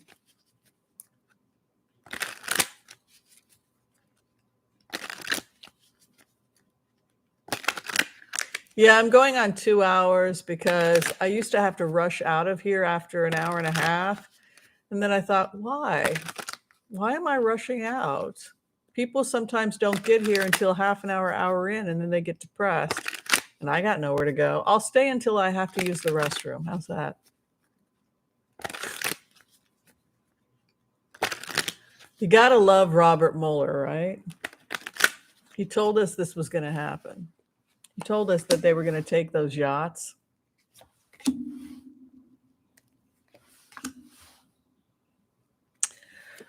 Navalny is as good as can be expected. His judgment is sound.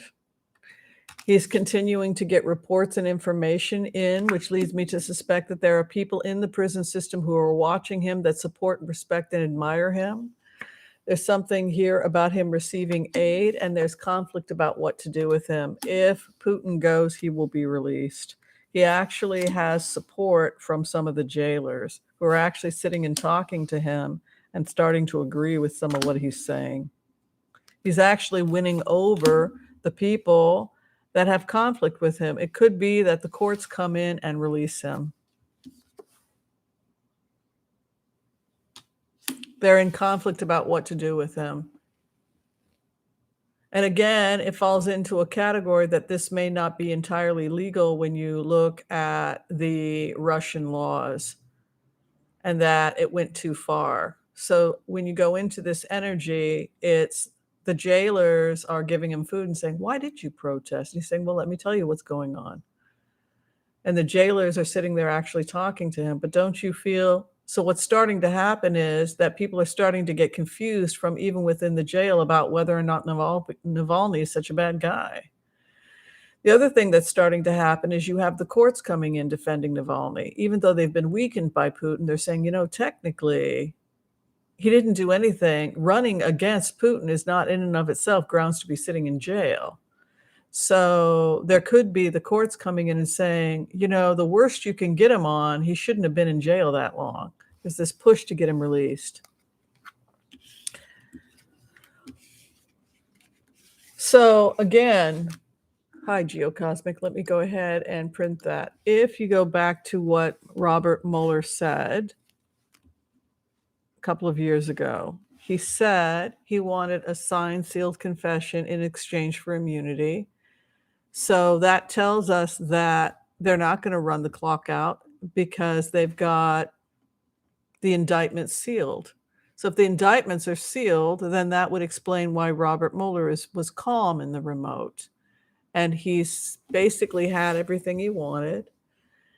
And it was tick-tock, tick-tock, tick-tock. Sooner or later, I'm going to take your yachts. I can't get over the water. I can't get on the mega yachts. I can't see what you're up to in the meetings. Yeah, I have informants like Bannon. But sooner or later, we're going to have those yachts. And when we get those yachts, we're going to rip them apart.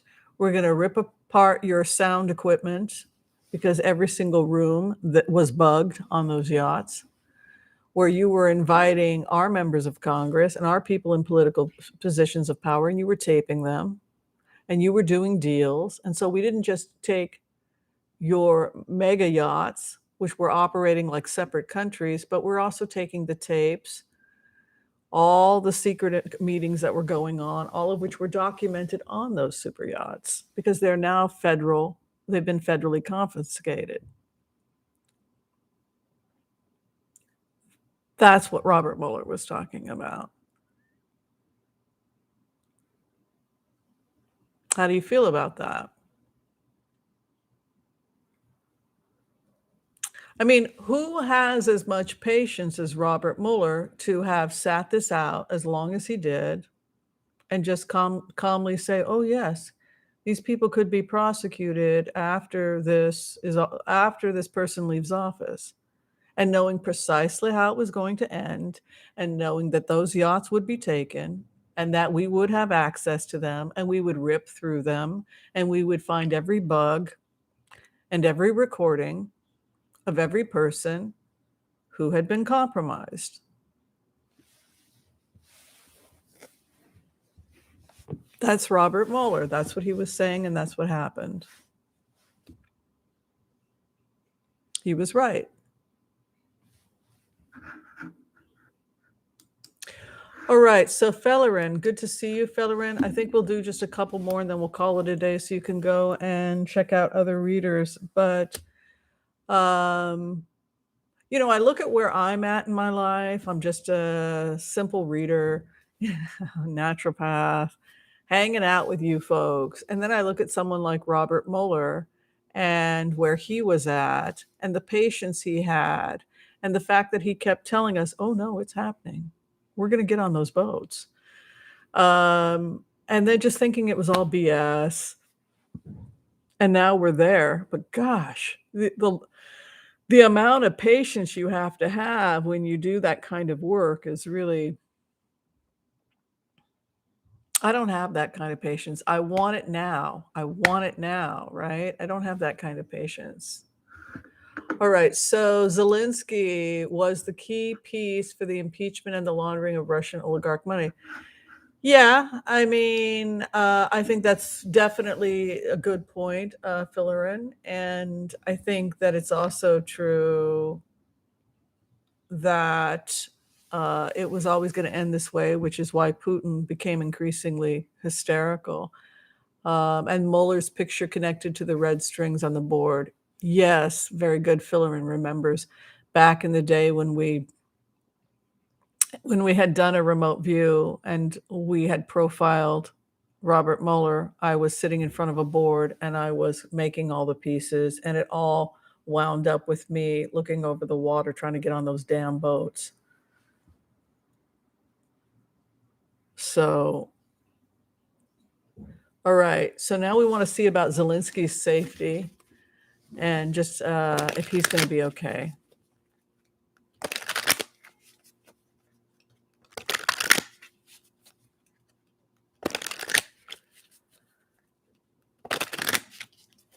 See, I don't know this stuff because I really don't have that much knowledge about this stuff. What happens is that I do remotes and I profile the person using HCRV, and then thoughts enter my mind as the other person, and then I see certain things, and then I document. And sometimes it's pointless information, like the fact that when I was Robert Mueller, I saw that he took a sack lunch to work, and that his wife made him heart healthy lunches, like none of that has anything to do. Nobody cares, right?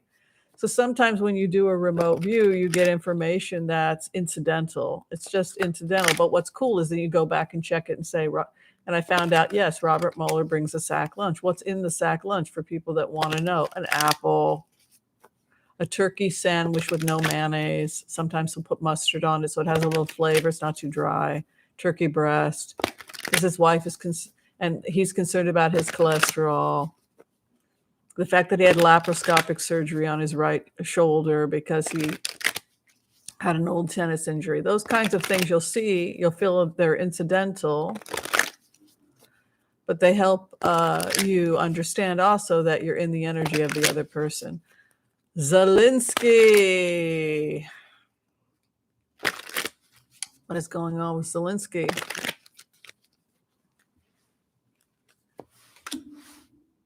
Same thing, completely confused about where we're headed. He feels he's fighting the devil. He feels like the cavalry is not coming and that this will only get worse. He's not feeling too optimistic. He's completely confused about what to do. He feels like he's battling the devil. He feels that he can't get out of it. and he feels that the war will escalate.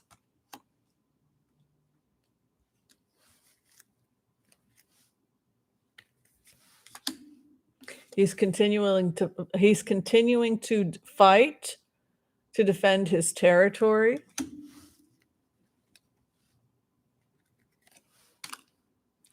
A peace delegation is coming.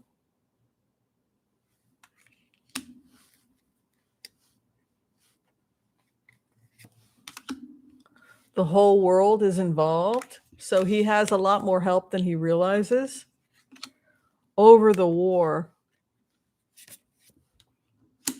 Reason, international courts, the churches. So that's what's going on with Zelensky. He fights on, but he doesn't have a lot of hope that the world is going to do anything. But I see a peace delegation coming in over and over and over again. The peace delegation of the world. Reason over the war. All right, are we done? Oh, Geocosmic, you're so kind. I just Google it, like you folks Google it after I do the remote so that I can find out what the hell people are talking about, because half the time I have no idea what I'm saying. I just like, according to Putin, the revolution did not start in 1917. It started in 1918. It started in 1912, and I should go back and do my homework. According to him, the Russian Revolution started in 1912. Then I had to go back. He sent me back to my homework, and I had to go back and see that the first workers' strike was in 1912. So, yeah, a lot of the time I have no idea what the hell I'm talking about. So I just have to go and research. Okay, so is Letitia James going to fire Bragg? Can she? I don't think she can fire Bragg. I don't think that she has the capacity to do that. Because I think he works for the feds. Wouldn't it be the job of the president or the Justice Department? Let me just look at Bragg.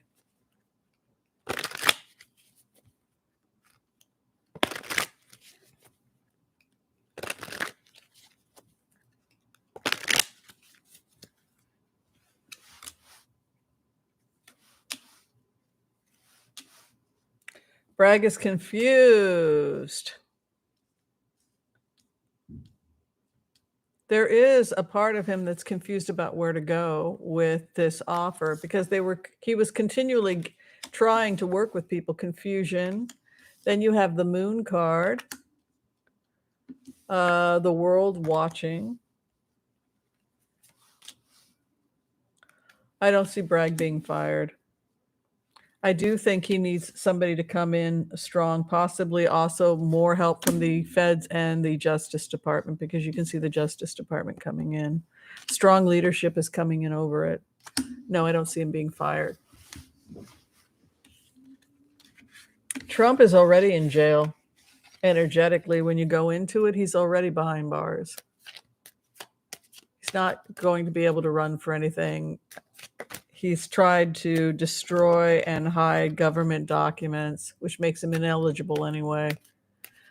There's some concern here. This is something that people are fighting.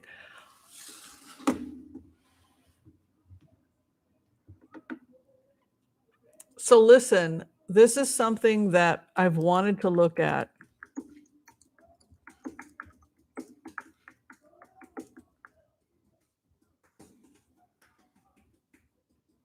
They're screaming outside. Okay, so sleeper cells. This is something that people have kind of mentioned, but they haven't gone into. There are QAnon people. There are people who are in the rabbit hole of Russia that think that Putin really is rescuing Ukraine, that they've got a neo-Nazi problem, that they've got biological warfare happening, in biological warfare experiments going on in Ukraine. They've got an epidemic of human trafficking in Ukraine. And so they're starting to show sympathy to Putin. Yeah, go in and clean up the Nazi problem, clean up this problem, clean up that problem. There is a brigade.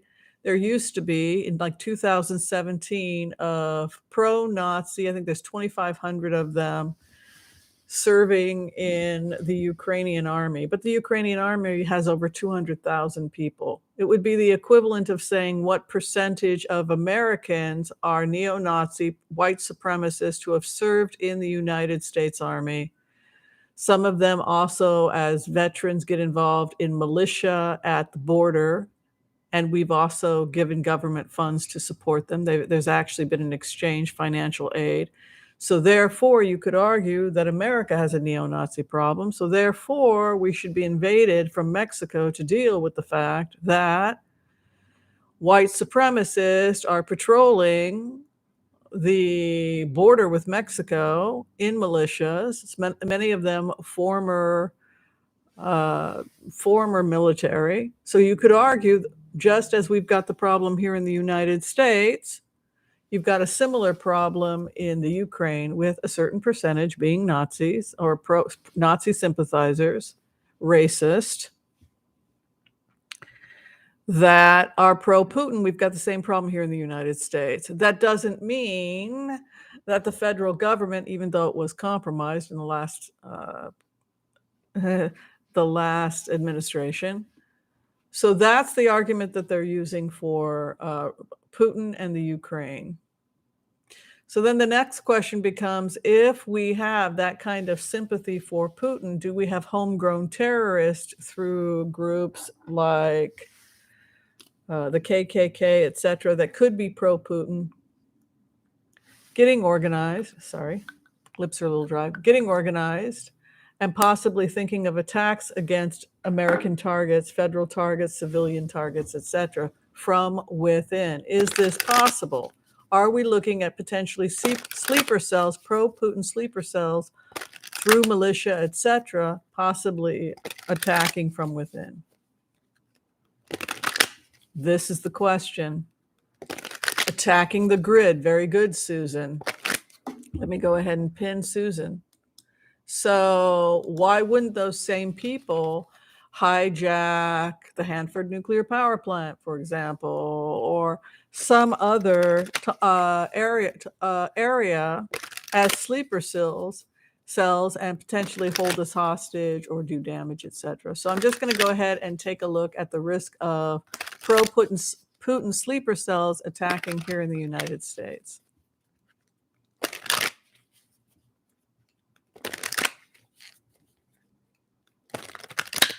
Is the feds aware of them? These are the people that train you how to lynch. Remember, we did a remote viewing on that. We learned how they lure innocent people to locations like a tree. Remember, we showed you exactly how they do it.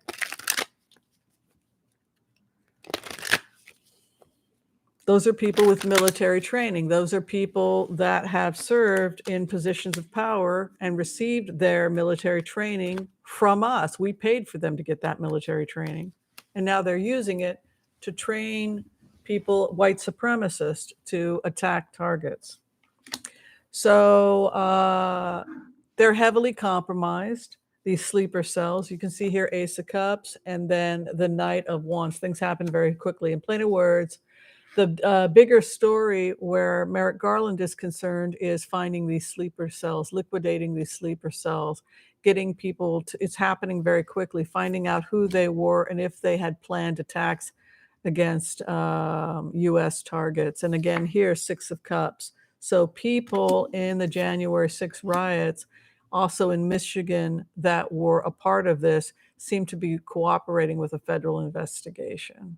More about this, more about these sleeper cells and the stuff that they had planned, hard and soft targets, is coming out probably by this spring and summer. They had a deal, possibly were taking money and aid from foreign governments that were questionable foreign money. It's karmically running its course. There's evidence against them. A lot of it through the January 6th investigation. Some people are facing prison time.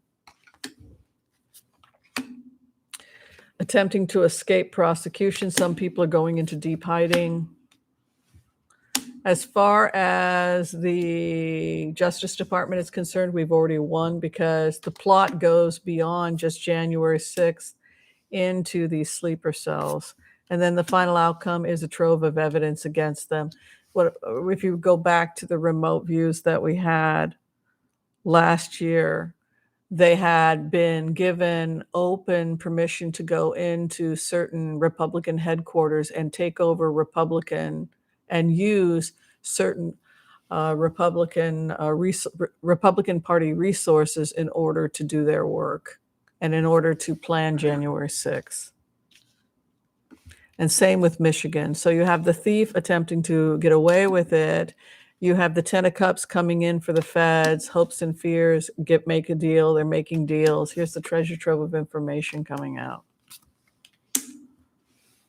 The thief will be ruined. It's viewed as, it was viewed as domestic terrorist. They thought that they were going to be the militia that was going to protect the United States, and they will be betrayed by their own. Look at this. People going down.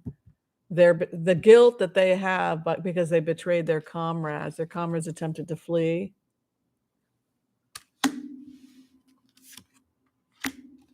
We gained the world. We got some powerful people in this administration, don't we? That's pretty powerful. All right, I think I'm going to call it quits. I think we've been going a long time. We did a lot of blitzes. We did over an hour of blitzes. If you're trying to get in for a reading with me, please check out the information that I supply below all my videos. You can go to tarotwithwhimsy.com. I'll leave that information here, and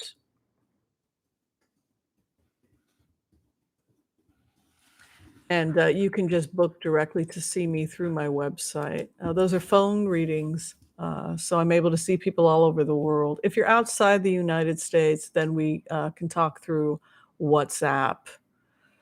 Anything else I have to say to you? Yes, if you're struggling financially but you would love to get a reading, please check me out on Wizio. The information to click on Wizio and get an appointment is below. I think it costs, like I said, $20, and you get a taped, quick one answer reading from me. So hopefully that's an affordable way also to come see me. I want to give special gratitude again to all the people that came today and volunteered their time as moderators. Geocosmic Valentine, so grateful to have you here. Thank you, Sharon Sipe. Thank you, Jay.